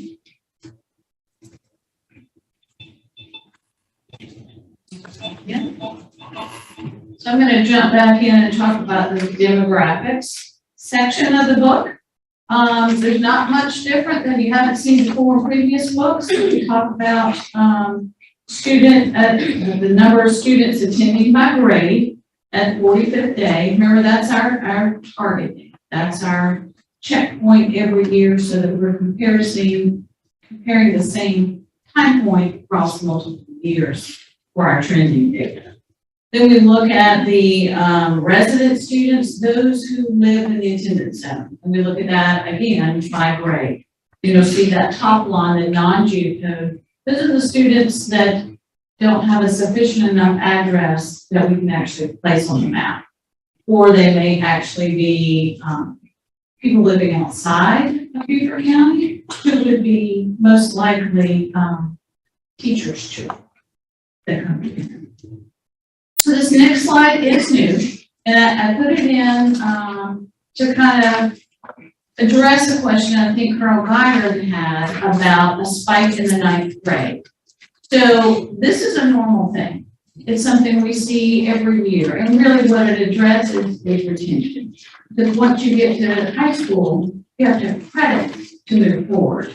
And so if you don't quite get enough credits in the 9th grade year, you're still in 9th grade. Now, halfway through, you might get enough credits, you might be able to. But when we capture that data, the 45th day, you've got that spike. So I did a 5-year trend just so you could see what those numbers look like. Then again, you've got a whole big section that takes a deep dive into every school. So we look at, again, how many students were attending this year versus last year. How many students lived in the zone this year versus last year? We showed you that program capacity, that building capacity. If they have mobile, we calculate that. Those percentage usage, how many kids from that particular school couldn't be geocoded. Then we take the projections, and our projections are based on resident students. How many people do we think will be living in that attendance center? So those projections are there by grade. And then we do that choice effect. And that choice effect is based off of the net transfers in and out. And you've got that table there that you're used to seeing with where are they going? Who's coming in, who's going out, where are they coming from? And then the last pie charts show the ethnic breakdowns that have been, our Office of Civil Rights has asked us to continue to report. So this book does go to them, and that's part of our reporting requirements to them.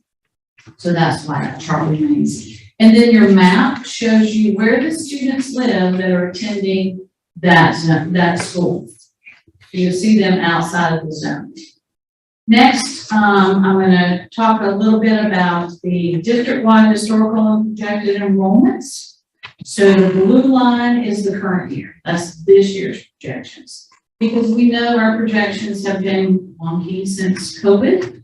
That's probably not the best term, but you know, they were on one pathway before COVID. COVID, we lost some students. And so this year you can see the three different projection years, 19, 20, and 21. The red line is the building capacity. And that 85% needed capacity that we can always talk about, that is on there as that gray dotted line. So the first one is the district-wide chart. And then we take a look at northern Beaufort County, and you'll see that trend line is sort of continuing this year as where it was last year. Then for southern Beaufort County, that trend line is going up a little bit from last year's yellow line.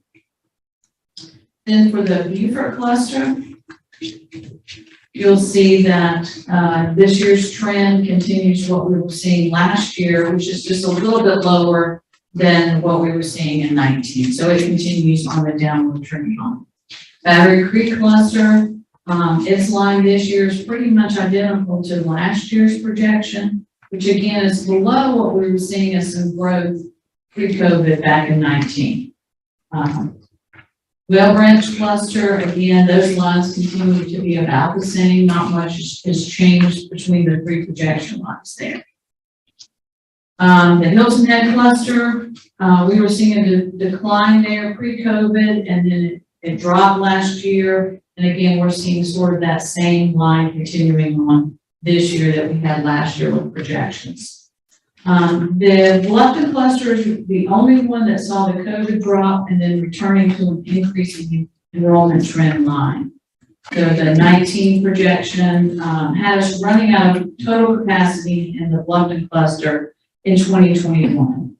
Now the blue line crosses that total capacity line in 2025. So that allows us a little time to do some planning, gives us a little bit of breathing room so we can address what our capacity needs going forward.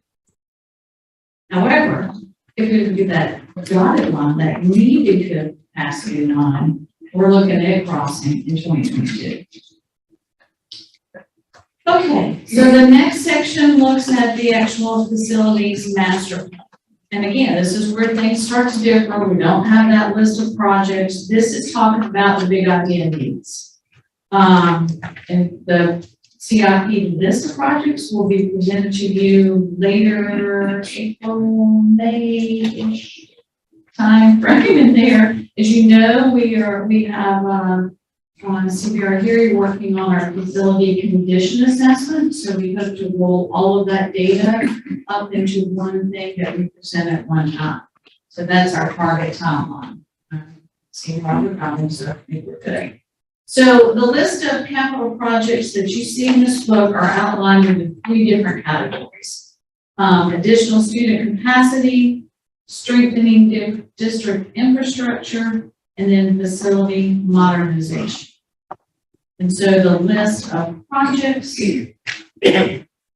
for additional student capacity needs, mobile classrooms. It's a necessary evil to get us to more long-term planning what we're going to do. We're going to have some more goals. We're going to need some additional early learning classrooms. And if we ever do any kind of pre-K expansion, we're going to have to, that's an even bigger conversation about how many potential classrooms we may need. So if you kind of take that chart where we look at the grade level and how it spikes, if you kind of look at where the kindergarten level is, if we were to do pre-K for all, that pre-K line would be up there with the K. So kind of keep that in the back of your mind as we're thinking forward. We know we're going to need elementary seat capacity in the Bluffton area as well as middle and high school seat capacity in the future. May River High School really needs a cafeteria expansion with the expansion of the building. They're struggling with how they can handle all their students and even get through the meal preparation through the cafeteria. Stadium expansions are included in this conversation in this section. Several of our schools, high schools, do not have the ability with what is required from the athletic high school league. Okay. The high school league to be able to accommodate regional playoff games. So that's a goal for us that we have to take a look at how we're going to handle that.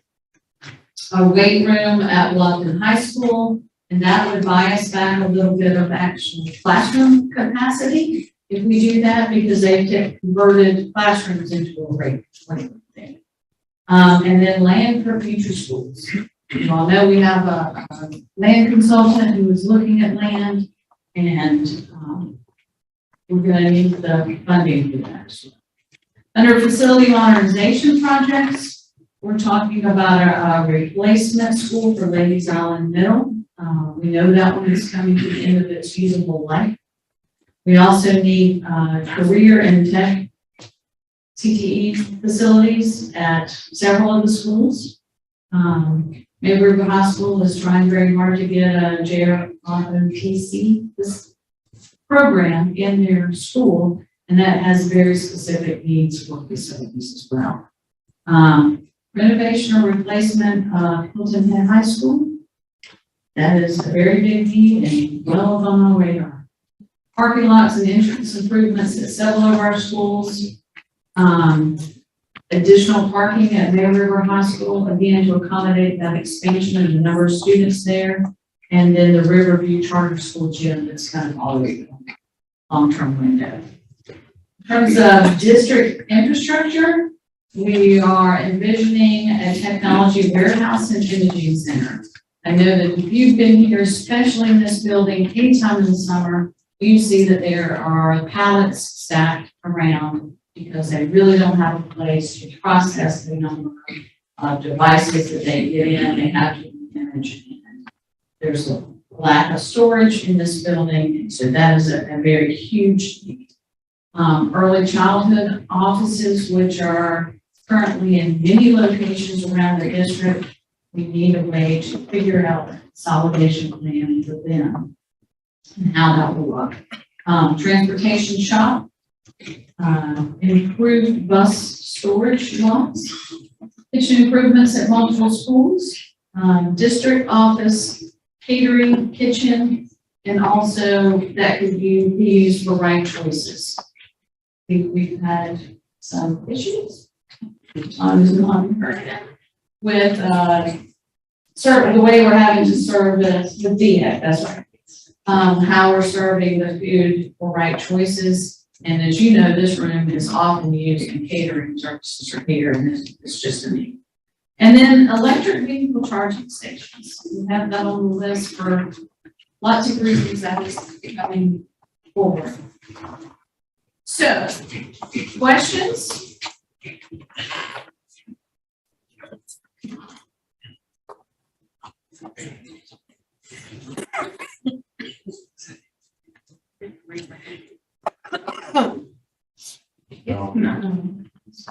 Yes, couple of things there. So when you saw things that we need in childhood, classroom, where we need them and how fits into other schools, our capacity, you know. Certainly, there are schools who can easily accommodate another pre-K class if that were to be added and you all chose to serve additional pre-K students. I think right now you all have a cap on them. But if you were to choose to serve more students, as you know, there's a waiting list for those students. Certain schools definitely have the ability to add a classroom. There are other schools that do not have a single extra space to do that. Now, how does that coordinate with the numbers relative to those areas? Are you cognizant of the numbers per se of regions where the capacity is versus, Yes, we do know where the extra space is to be able to accommodate those. It's just a matter of when. Students, the number of students, Right. early childhood students, where they are. Do Do I personally? I do not. Yeah. No, so that's. The district does, yes. We do, have a need for capacity in southern Beaufort County. Because we're all aware of the capacity issue. In northern Beaufort County, we have some classrooms availability. We have a potential for a shift that could open up additional classrooms as well. So Ashley has been looking at that very closely, and so we do have an idea from that enrollment. Additionally, as you know, for preschool, for Beaufort County School District pre-K, we service students that fall beneath the 50%. So that's currently right? Kind of laid out. So additional capacity, could also, where we have additional capacity, I mean, that's another potential. See, you can go to 60%, right? Yeah. Yes. That's just my question. What numbers are out there? What numbers are we servicing? What's the capacity in each of the regions? What's the need for added capacity if we optimize our service? Because I don't see how we could not be looking at all of the early childhood needs today, 2022.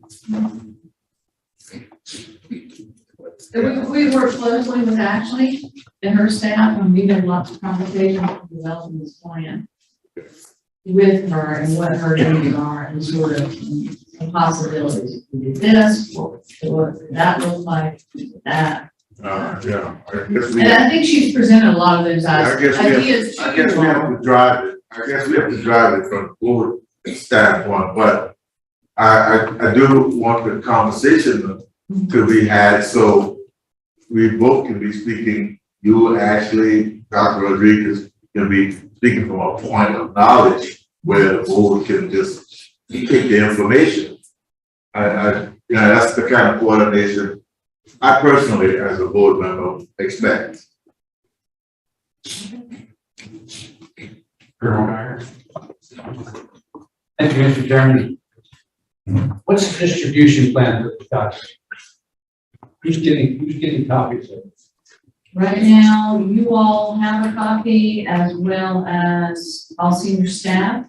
I think Robin has placed an order for distribution similar to what you all did last year.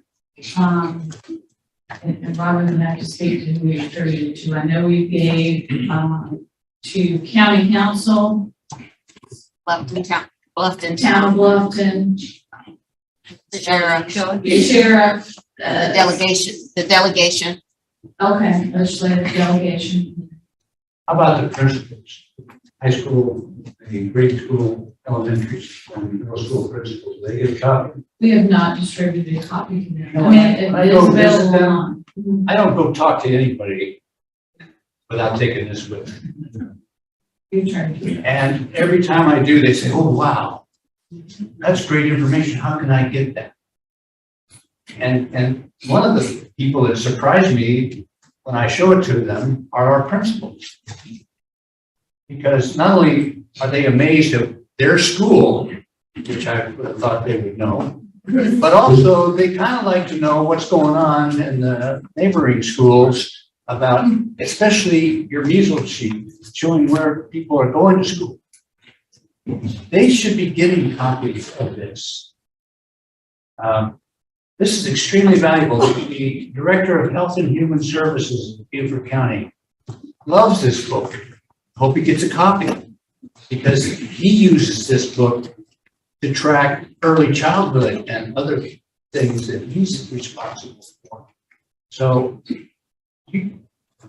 this is a great marketing tool, and I hope our new reporter for the PI gets a copy of this, because that'll answer a lot of her questions about this district. This is the district. There's not a better document than this. And I don't think we're using it to its total capacity as a tool for our community and for our own teachers and principals. Because this is valuable stuff. And you guys have worked your tail off to do a marvelous product. Certainly, we would be open to anyone who you give a book to or distribute. If they want a presentation about it, we will be more than happy to do that. I think the more that the public understands what's happening in the district, it's definitely more helpful to you all and making your decisions going forward.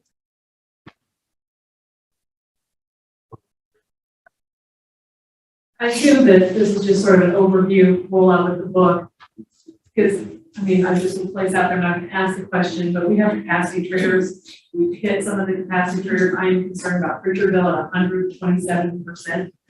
And before we start buying mobiles, and no one wants to be in a mobile, classroom. So we need to have that conversation at some point, right? I think you all have already given us some direction on that, to come up with. At 110, it says, it's like you have something to implement. Correct, but I think you all gave us a deadline to come back to you with a plan to address locked-in growth. I think it was by somewhere on the first of May. Okay. You gave us 90 days. It was 90 days. Yes. And I think that time frame works out either right at the end of April or maybe at your May meeting, so. Well, we're gonna bring it up, obviously, if 3 p.m. Friday, we're not gonna start that conversation, but it's pressing on me relative to. Yes. The one question I have just on this, and it's not a question so much as, I love the academic vision thing, but I think part of that, and I don't, have we done that before? I don't remember last. No, I think it's kind of a, well, we've always included information about programs and things they wanted, but I think Dr. Stratus laid it out really nicely for us this year. When she gave us a whole vision, and we pulled out the things that affect us. Exactly, So, yeah, yes. it's nice to know where we have a destination. Correct. Yes, that helps. So I think part of that, when we have these future discussions, like learning capacity for professional development, I'd like to know what schools have, what they need, like generate those kind of conversations, because the data, I think what Colonel Geyer is talking about too, data is just so critical, so definite and so easy to explain to people as opposed to sort of theory, right? The one feedback I have, and this is not gonna be about Hilton, but one of the academic provision thing, I lost my screen here, says, expansion of arts in Beaufort cluster.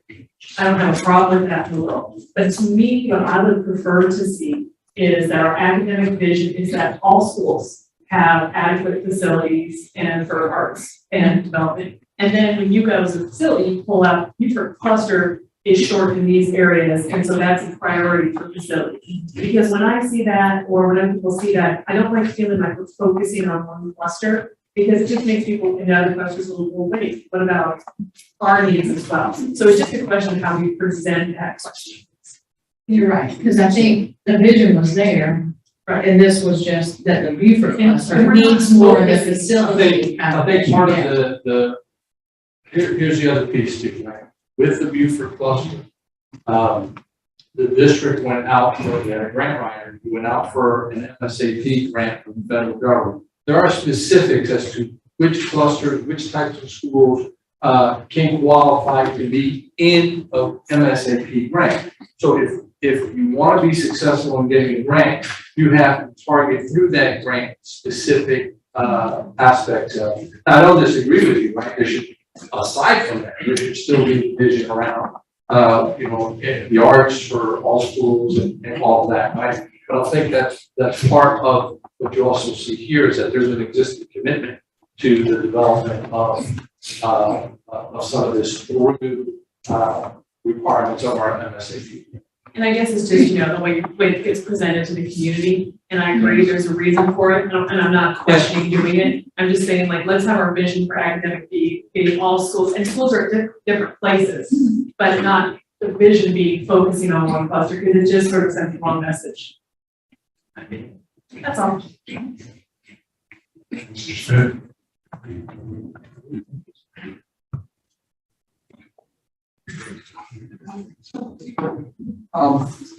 In terms of, just talking in terms of, the early childhood, I believe that was kind of birthed in I think in the Northern Beaufort County Committee. I think that was a conversation that we initiated in terms of, the early childhood, use of classrooms and different things of that sort. And what I would like to just to go back in terms of this conversation is true that I think that we should be mindful too, and also I want to make sure that we're good neighbors, because we do have current programs like Head Start in particular that do exist. And I also, in the process of getting the younger kids or bringing them in the building, I also want to make sure that we are actively engaging those, directors as well. So that we have a clear understanding and that we're not, no one's in feeling that we're including in their space so they serve well, because I'm sure there's young kids out there, so all of us will serve them, but I just think that we should be working in collaborative with each other to make sure that, that we are successful in the district and as a community to get this work done. So I just want to, I reiterate again, I will continue to reiterate that because that is a, community is definitely, actively engaged with some of the entities. And so I think that is important that we do have a positive, relationship with those other entities so that we can keep it, positive within the community as well. I said you wanted to respond. Yeah, the reason I wanted to respond is you touched on the topic, so I think it's a valuable point. And so just to share with you, this week, actually earlier this week, Ashley and I met with Mr. Williams and with Orlando from Head Start, and part of the development of a strategy into the future around how we can serve more children between the two of us with respect to early child. So that strategy development and conversation, it's already started. We met this week as part of it. Thank you. That's good to hear. Hopefully, thank you. That's great. Hopefully, we continue that good relationship. We definitely appreciate that. Also, in terms of the Right Choices Kitchen, that brings me great concern because of the notion of I was talking to some students that were going to Battery Creek, and one of the things that I'm not sure how it was for me, I really didn't realize and understand that they didn't have a kitchen. And you know, for those students, that was a very problematic and real problem for them. And you know, when you start mentioning DHEC, the last thing we need is DHEC on us about something that's going on over there. Because also on this side of the building, I remember when I was part of Right Choices, we have this side of the building here that could be utilized if need be to make a kitchen back in this part of the building over here that they actually currently housing. So that I am concerned about that because right now that's not a popular topic in the district as in lunches and in terms of kitchening. So I mean that's very concerning because some of our kids, the school meal is the meal that they look forward to that they get versus, you know, due to some uncertain circumstances that certain students have. So that is something that definitely ring bells at me and so on at me. And we can speak to that and tell me how that look and what does that look like? Can someone speak to that? I'm gonna let Tanya come up here to speak to it probably more than I can. Certainly, I don't want you to think that those students are not getting served food, because they certainly are. Right. It's just how and where it's prepared. Right. That is the issue. And this is your area. The food is prepared at Roberts Falls Middle School or International Academy.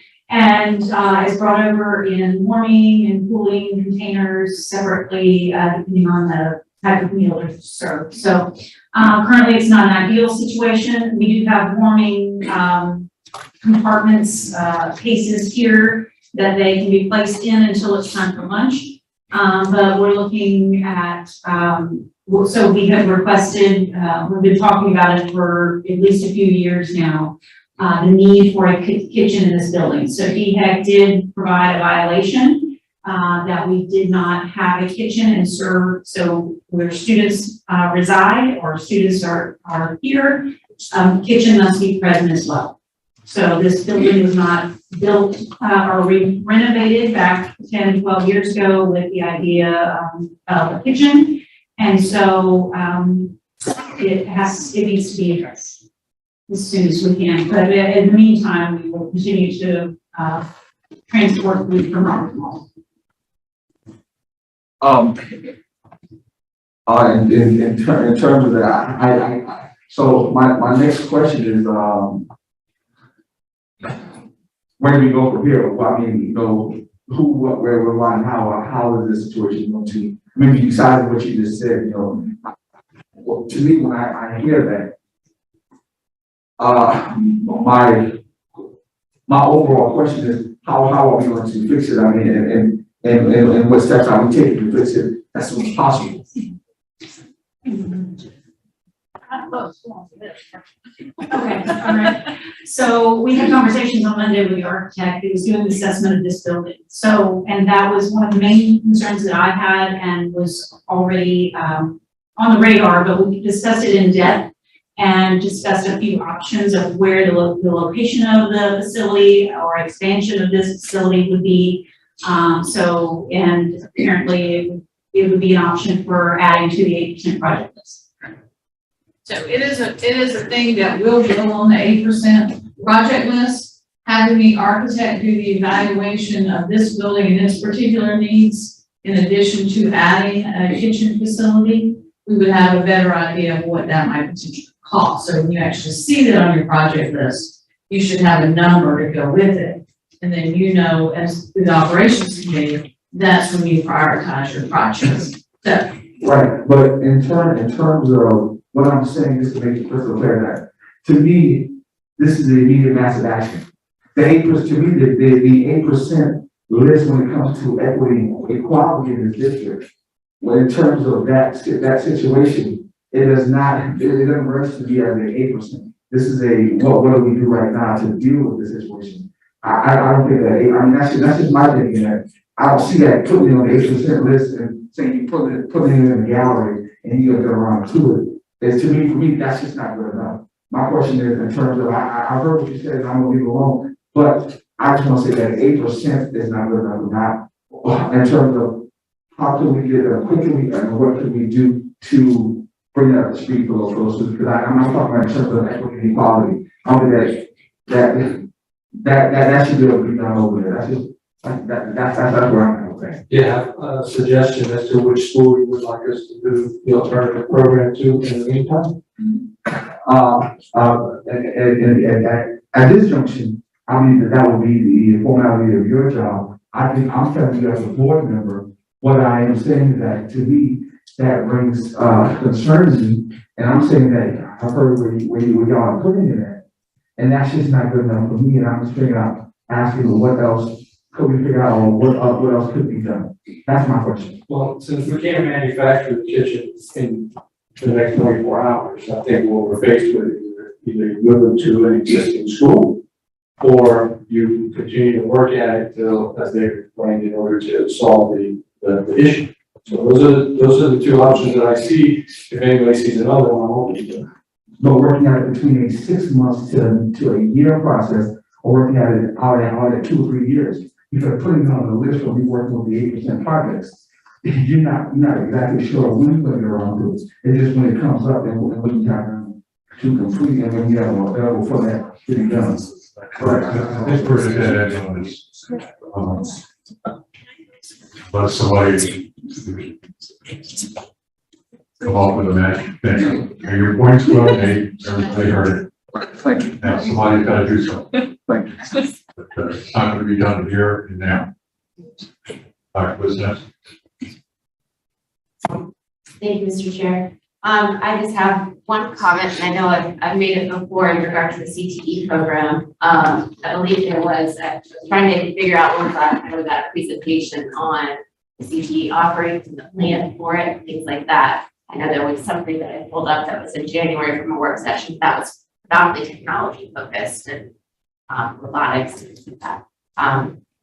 So my statement simply is that with the CTE program, filling the needs of our local community and specifically providing students with access and availability of the programs that they can get a career right out of high school and our local partners.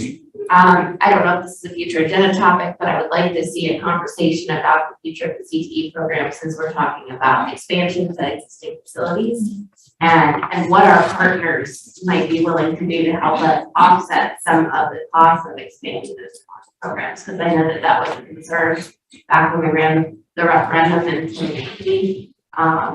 And And I still see that as being a need to bring in our partners. Thank you.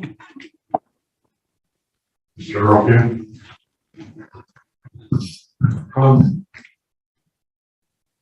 Mr. Silk talked about, Mr. Rogan, Head Start.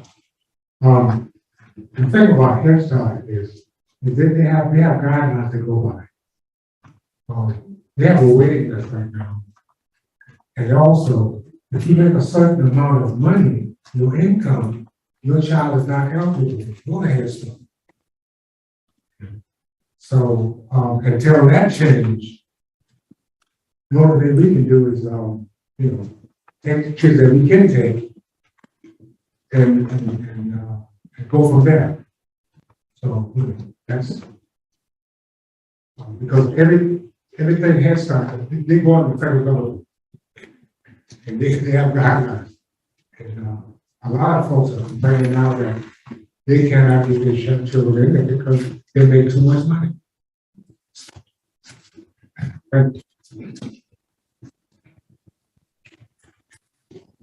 Your hands back up? In terms of these, I think that was actually just mentioned the CTE program. I'm definitely looking for in terms of how we work on that to within that formulating of that plan for a CAPE program, possibly even on this side of the or even on both sides of the district or an actual building that we can actually have students to actually actively be in and engage in it even as a form of like ACE, because I just went to the in Beaufort we had they had a IT conference downtown Beaufort, and just the whole conversation around this. I mean, like this is really becoming a huge industry, and there's a lot of opportunity for students here in Beaufort County. And I think that'd be great for us to get ahead of that and to start to actually formulate that to where we're right there with them. So when these opportunities they come about more and more, that our students are definitely in place to be actually in position to take upon these positions. And I know that our staff here was there, was the superintendent, and I definitely appreciate them for that.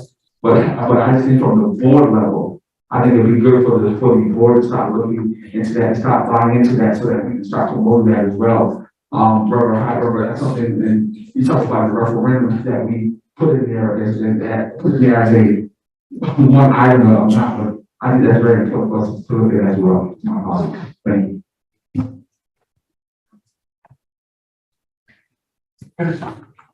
Thank you. Thank you. Thank you.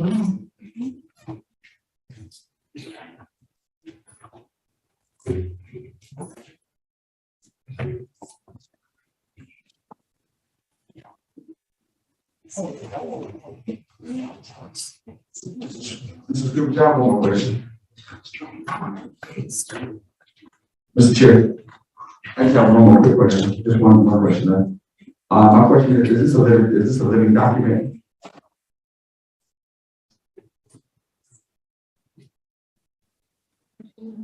Yes, it's a living document. It's a living document. Like changes could come as time goes. It's not. Things can be added, because again, remember this book was broken up into two pieces. Right. Part one. So part two with what the project lists are, and all of that is going to be come together. So those are our next steps. Our next steps is to get all that information together through the facility condition assessments. Principals have, the principal requests have gone after them, I think, end of last week. So they have their opportunity right now to add the things that they feel like they need in their buildings. I think they've got till the end of next week to complete that task list and work with their project managers on making sure that everything they need is on that list. And again, that is going to come to you at a future date. Right. As well as the plan you all asked us to bring to you to look at how we're gonna handle the bluffing. Right, so for clarification, my question is again, is this a living document? This is sort of a document for you right now, telling you what the big plan is. Can we add to that? I think, Mr. Smith, once it goes into print like that, right, I mean, those are the numbers with projections. Next year, when we come back, we update the numbers with projections. So in that sense, it is a living document. Next year, we're gonna update with new projections and any new information. But when it goes into print like that, then that becomes a 22, 23 document. Does that help? Yeah, but in that document, that is, we don't know how rare is this book printed? Once a year. Once a year. Okay, thanks. Yeah, you're absolutely right. Once it's printed, it's not living anymore. So, but it is available online, right? And so online, things can change rapidly. Printed things can't change. All right, we're up again, and we're, Haley Yeager is here, she's the procurement coordinator. Here, she's gonna do a brief run through of the new model procurement code for the state. And no decisions are going to be requested today. We will take it to the finance committee next, and discuss in the depths that we may have discussed some today, but we'll start, with the basics today and then shift to the procurement, the finance committee, and on April 7th, I believe is our next meeting. Thank you. Afternoon, Chairman and members of the board. You've been provided today with an executive summary of the 2020 School District Model Procurement Code. In conjunction with that executive summary, you have a diagram of the major changes or summary of the major changes that are to come with this procurement code and the actual procurement code itself. Some light reading for you. So starting off, the importance of having a procurement code, it's actually state regulated and state law says that we have to, if you have an operating budget of over $75 million, procurement applies to you. Prior to publishing a school district code, it has to be approved by the materials management officer, and they have to determine in writing that it's substantially similar to the state's code. And the state did a restructure of their code in 2019 and adopted, changed the limits, changed the way emergency procurement was done and sole source procurement, along with exemptions, preferences, all of that is in your summary diagram that you have. When they did that and they accepted, I think some of you may be familiar with when it went through legislature. I think this is kind of a big deal within the state of South Carolina. We are no longer substantially similar with our model code that we have. The original model code dates back years. Ours is 2008. Some school districts are operating on 2009, 2011. So we all have these different various codes that we're operating on throughout the state. So the state came together and said, listen, we operate off our South Carolina Consolidated Procurement Code. Let us develop a 2020 model code that you can adopt. It'll put every school district across the board within state and federal regulation, make them substantially similar to the state. We follow the rules of Edgar with federal and state funding, which is big. And if we need an opinion from the state, or if we need support from the state on any recommendations that we have, they can support without having to go back through our procurement code from the beginning. We recommended a timeline for how we would like this code to be presented to the board. You will have to approve the code for it to go to the state after the finance committee reviews. And they make a recommendation to bring it to the board, or if they make a recommendation to bring it to the board, we'll have to send it to the state for final approval. State will send it back for a second reading and then adoption in July 1. That is our hope.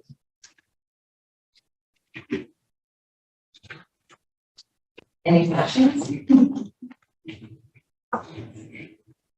I can talk about this on the So apparently you're really good because there are no questions. Everyone loves procurement. Oh, yeah. Well, we used to. We used to really look down to those details. I love to hear that. This is a different. Thank you, Kate. Thank you. Very interesting. Looks like we're up to the final agenda item. Website.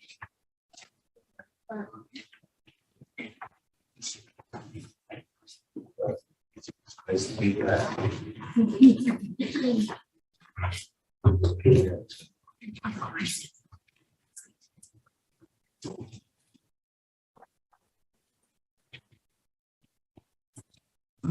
Good afternoon.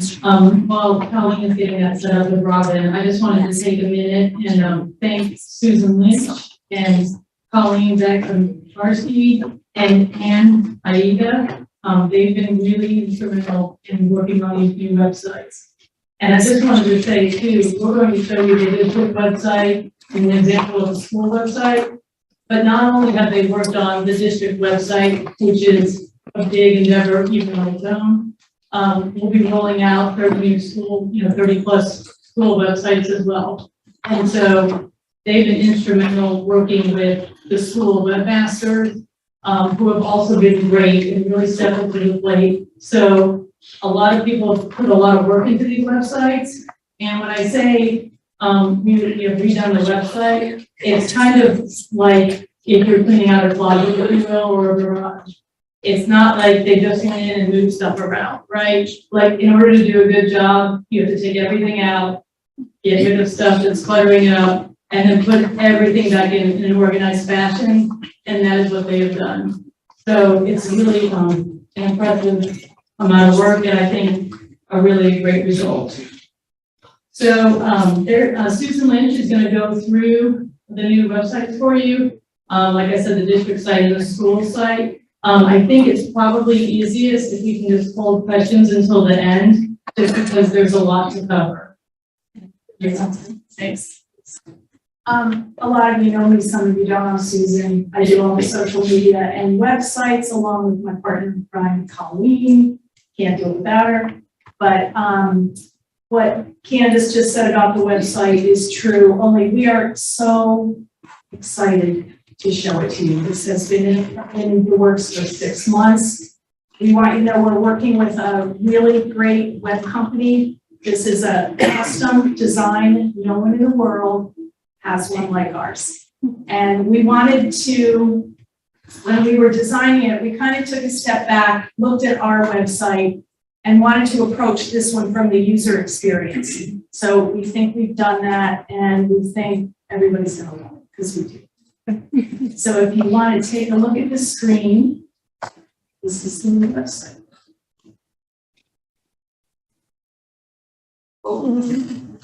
So we have a wow factor, which is that animated video, and that will kind of loop through. It might not be looping now, but it will. Ron is going to customize a video for every school, and that will be part of the back to school campaign. So we wanted to sort of drop a pin at our location and then just show everything we are. Our students, our teachers, the activities, everything that our school is all about. So the other thing we were taking a look at is we wanted everything to sort of be right at your fingertips. So what I'll do is, Colleen, we'll just talk about that top level and then we'll scroll down to the bottom and then we'll come back up. So we have 2 navs on top. And I need my glasses, but I can see them because I have it memorized. We added a new tab, new to Beaufort.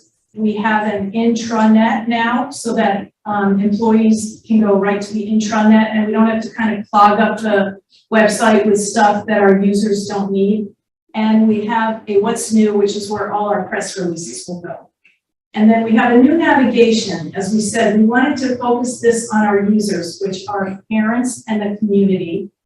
So we broke down our tabs to About Us, Academics, Families, Student Services, and Community. And we'll come back up to those after we get down to show you, before we forget to show you everything. So if we scroll down just a little bit, once you land on the page, we still have the quick links. And then we have this nice section for our purpose where Ron was cranking out videos like 5 a week, it seems. So that section right there has automatic looping videos. So we're gonna have Ron's videos featured right there. And that will change. And then we have this nice feature of 6 boxes. And that can also change. We can keep things in there or not. And one of the reasons why we have these here and how we changed our tabs, which will go back up on top, is that in our research, the top 3 web pages visited on our site, number 1, virtual common room. Everyone wants to watch otters play during the workday. No. Kids do it. The kids really like it, and it is really calming. The second one was the academic calendar, and the third one was our employment page. So we have a careers tab right up on top. Yep. And then finally, we decided to add our social media feed to, oh, I'm sorry, we have a board calendar. Sorry, didn't miss that one. And we have a social media.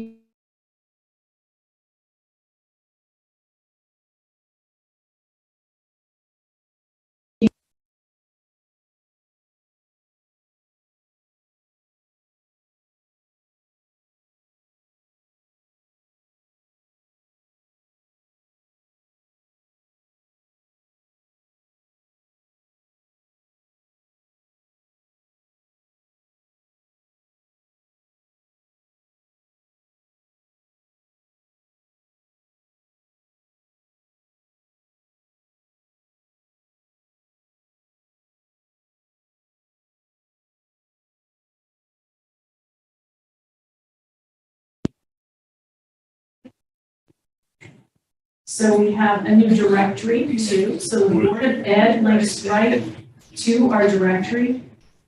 We set up a sidebar navigation, and Molly and Robin were influential in adjusting one of the tabs for the board meetings. Apparently people come looking at that tab and it talks about the board meetings. It doesn't tell exactly when they are. So we added another feature on that landing page. So do they always wear the same clothing to board meetings, or do you update it? I don't like my picture. Updated it for today, but I am a Photoshop whiz, and I will be changing your outfits weekly. And hairstyles. Okay. So it's a living document. And the nice feature about this, Tony, if you want to click on one of the board members, we have a pop-up. And in that pop-up, we're going to add your bios. Anything you want to come up, we can have in that pop-up. So additional information. So we really like that feature, and it feeds right into our directory. And that is our board tab. So all of our tabs, sort of our navigation work the same way. So under About Us, we have the Board of Ed, we have the superintendent, and we have a department tab, and that covers all our departments. We have a new feature, which is a directory, and it's really nice because now we don't have to be updating pages specifically. It feeds in from Munis and HR. And it has a search, which is really nice. And we can also organize the tabs so core Catherine isn't always number 1, but we'll probably adjust and have Dr. Rucky this. Number 1.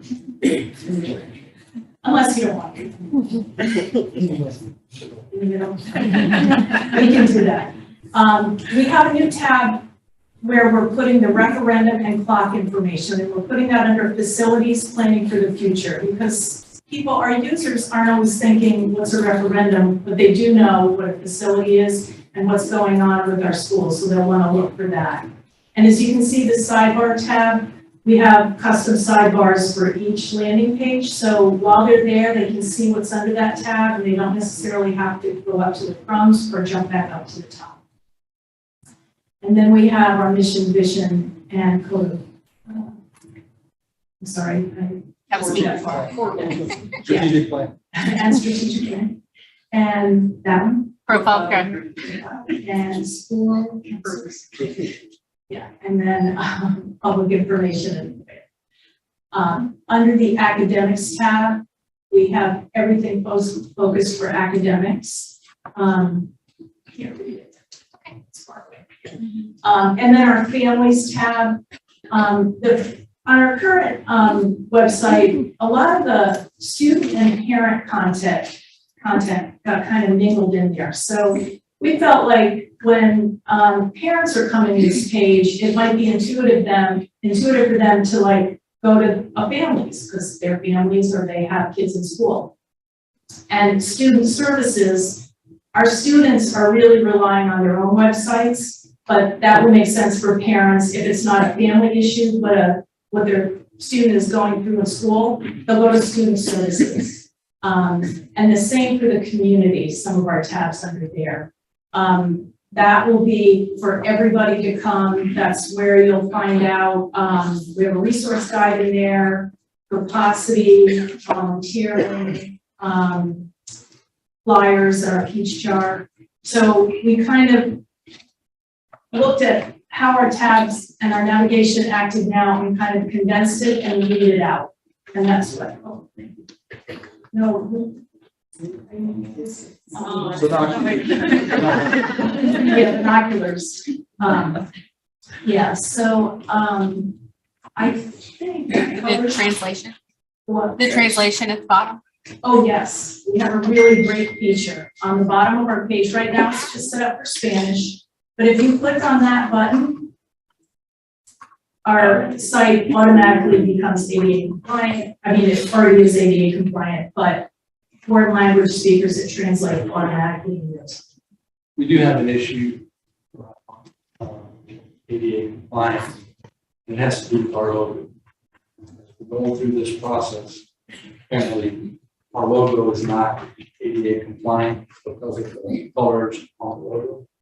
And so that is an issue that probably going to need talking about.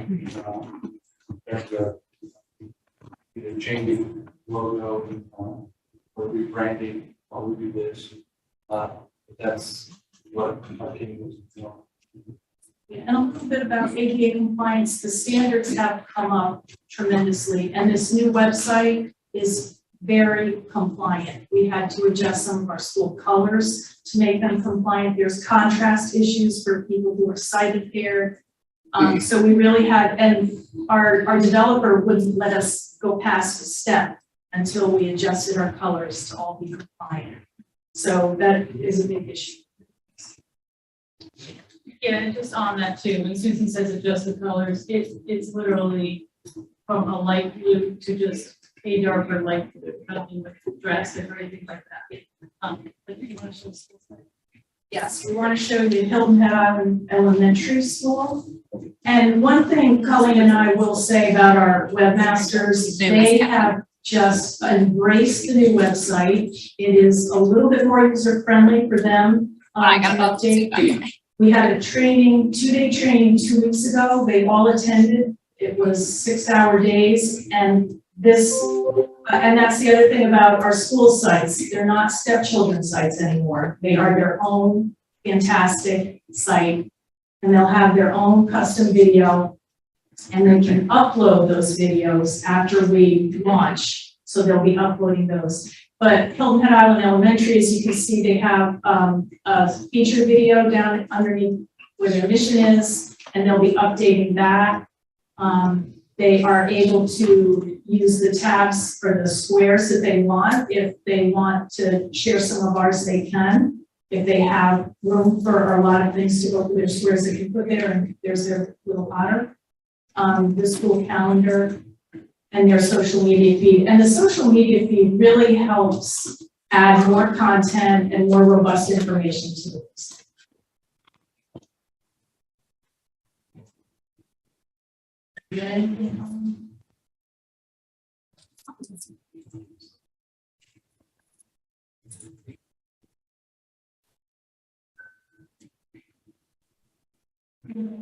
Questions?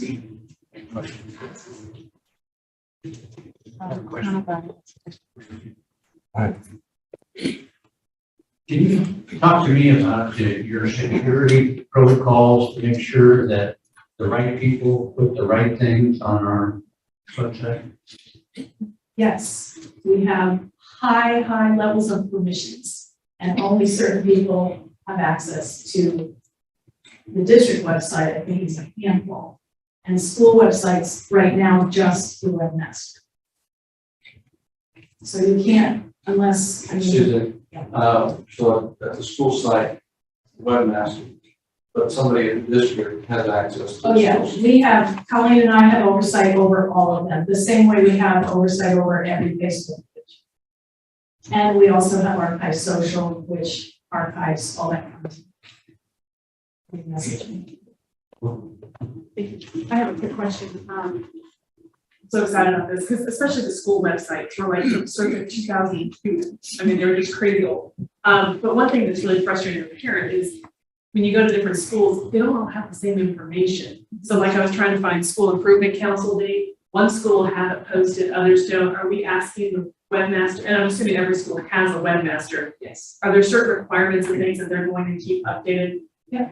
Because some of them They do, can also and- be. Yeah, and Colleen and I monitor it, and what we had to do was, we designed the district site, and then we designed one school website, and then it was cloned.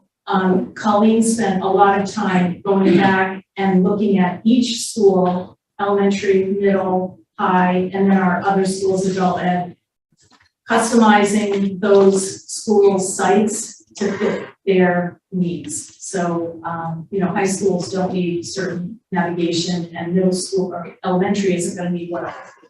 But that is part of their navigation. Because I guess one of the things, and it's great, is too, like sometimes some school websites have no updated information, some are really up to date. Some have a bunch of stuff about athletics and nothing about the arts, like it's very inconsistent. That's what we're really working on this time, and, that's what we talked to the webmasters about, that with this new site, with our focused navigation, our current website had lots of tabs, and you had to add things in a certain way. The layout now with this new design, we have lots of functionality and a lot of features that help really organize that. So I think that you'll see a big difference. So there's a district level expectation. Okay, that's all. Yes. Thank you so much. Actually, right, just to go right there. Was there a place something where it tells that it tells what the district goals is, what the board goals are? Yep, right under our district page about us, and it is with, yes, mission, visions, and core values. So, and our strategic plan is there as well. And we are still updating a lot of information migrated over, but we were going back and forth and coordinating it, so we'll definitely check that twice, but yes. Also, I just noticed, I asked you earlier if you could take my old picture and put it on the website. Is there a certain type of different way that you would have to do it, because I know you took it with your phone? You could screenshot that. Is that how does that work? How do you input the information? I took everybody's picture with the phone and I emailed the file to my desk so that I could open it up in Photoshop and crop it and then upload it to the content images. So could it be screenshot and done that way, or is it? It could be screenshot from the website. Right. Just, yeah, I mean, when people look at the website, they can screenshot it. And just out of curiosity, that will sort of lose the uniformity in the pictures if because everybody with a flag. Oh, if we put the old one up.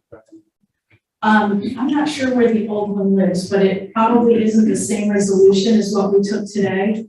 I think we have it on a file somewhere, but it would not match, if we want to go back to the board page. We wanted to change the photo so that everybody's was consistent for this year and new. Right. And so that everything looked organized and kind of refreshed. That's it. Yeah, that's just, I'm not, and actually, I actually have a question. I'm just wondering how much complicated is the new system, in terms of, the old system? And in terms of transfer of information and stuff as well. We still have to go through gathering content, saving it, and uploading it into a content management system, and that is kind of the same, but it's a lot easier organizing it. Our folders are a little different. I don't think there's, when it comes to content management, they're kind of equal across the board. But this one for the web user, or for the user and for us, uploading, editing is just like on the same window. Our old system, we had to open up a web page, click edit, another screen would come up. So there was a lot more steps to get to do something. And we get to preview this. One of the nice things about this website is once we do something, we can eyeball it on the bottom of the page and see how it looks on a phone, on a tablet, and on a desktop. So we can really, when we're designing pages, we really can see what they look like before we push it out and publish. Yeah, I would make a couple of comments. I don't think everybody understands how important that website is. That is a touch point for everyone. And you get your impression of the organization from that website. So if you go out there and it's a little sloppy and tired, that's what you think of the organization, that they're sloppy and tired. Because you don't talk to the people, that's the only interaction you have. So it's just extremely important. I think y'all have done a really good job being customer focused, which is, we weren't before. The next question is, this is a beautiful, shiny new car with all the things, and I will keep it because in the old days, which was yesterday, in the old days, you could go out there and you would find dated information or broken links. And so you could have the nicest looking website in the world. One of those instances, one broken link, one dated thing, and you've blown your advantage, of your image. So that's something we've got to focus on. I mean, you don't need to respond. I just say we've got to focus on that this time. We've talked about it for years. And it never really got traction. But now that we're starting new with this really fantastic product, we need to keep it up to date. We need to keep it valuable to our customers. Don't give them a chance to think there's something wrong.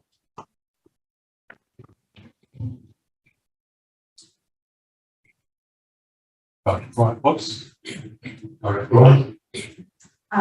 Thank you, Susan, for the presentation, and I'm so glad you or Candace mentioned how it's customer focused. I really think that was the big drawback to our current one. So I'm curious, like something simple, and maybe you haven't finished it all. Where's our policy manual? Let's see, we are working on the bottom of the website. There's, I think, the student, we have a privacy policy. No, I mean the Board of Education, all the policies we've developed and They should be right in there, under the board, and. Oh, yes, board policy. Yes.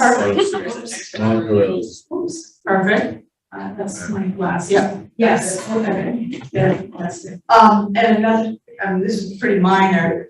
So you have the officers, then below there, are you gonna do it alphabetical by how, district served, the districts in order? It seems like they're haphazard there. I can, and I will, yes. Okay. We haven't had a directory before, and we can customize our directory. So once we got it in there, we were able to rearrange some stuff, and we were playing with all the bells and whistles. But yes, it will be. It's going to be at the bottom. No, here you go. It's Does it help you? 5 days. How far does it go down? Who's gonna be on this? I didn't on it. In the directory. Well, another record, you They'll can, give you you can direction. get a teacher and just see the bio of that particular teacher. Or that's, all you can see is the name. Or just, yes, email, phone number, and name. We don't want pictures because that can always become, some people don't like them, some people shouldn't, aren't able to put them up there for privacy reasons. So the directory just makes it really easy to, you know, put a name and search, Yeah. and then, yep, they'll pop up. Yeah, so find that. So, for school webmaster, what's the person's responsibility? Basically the same as ours, and Colleen oversees all the media specialists, and there are a handful of webmasters who are not media specialists, but really have a passion for this. It's the same level that we hold ourselves accountable to. So basically, district oversight, at local. Oh, yeah. And they contact us, we're in contact a lot. You know, now with the new, they have a lot of questions, but we respond, I mean, within less than an hour. So this is person probably right now. You probably know the answer. Are teachers responsible for web pages? I don't think so. No, I don't think so. The school maintains the web page. I mean,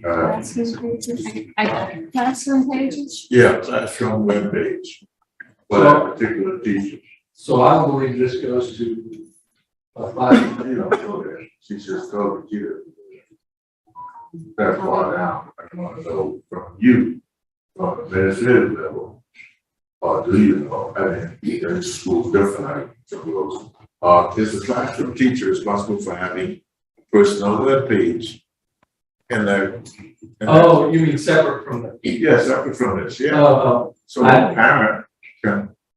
I don't think we have any requirement or anything like that that's in place. I know that a lot of our teachers use different formats to communicate with parents, like Class Dojo, and that's one example of several, right? That teachers, you know, are using across the district, and you know, that in and of itself poses some heartache to parents sometimes, because if you have a child in two different schools, you know, or you could have 7 or 8 different platforms with different passwords that you have to remember and all that sort of thing. But in terms of a requirement that the district has placed on teachers to have a particular web page, we don't have it.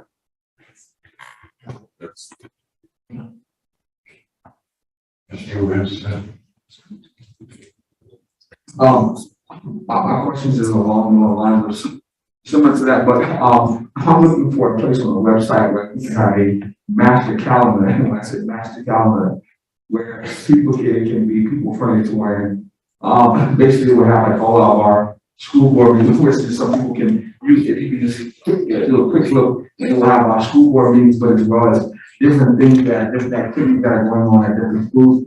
So if someone is wondering about something like as in tomorrow, there's things like Bluffton, then that would be something on the master calendar that you can just look at and see what all we have going on in the district. I think that would be a positive, you know, and that also, that's really the volume of activity that we have going on in the district. Also, that's advertising, I mean, as well. So I was just wondering if that's something that we are looking at doing, because I think that would be, it would be great for people to be able to go to and look and see exactly what's going on at McCracken or what's going on at Mary River or Beaufort High. That those are the things to be able to see. We can put it on our list. Thank you.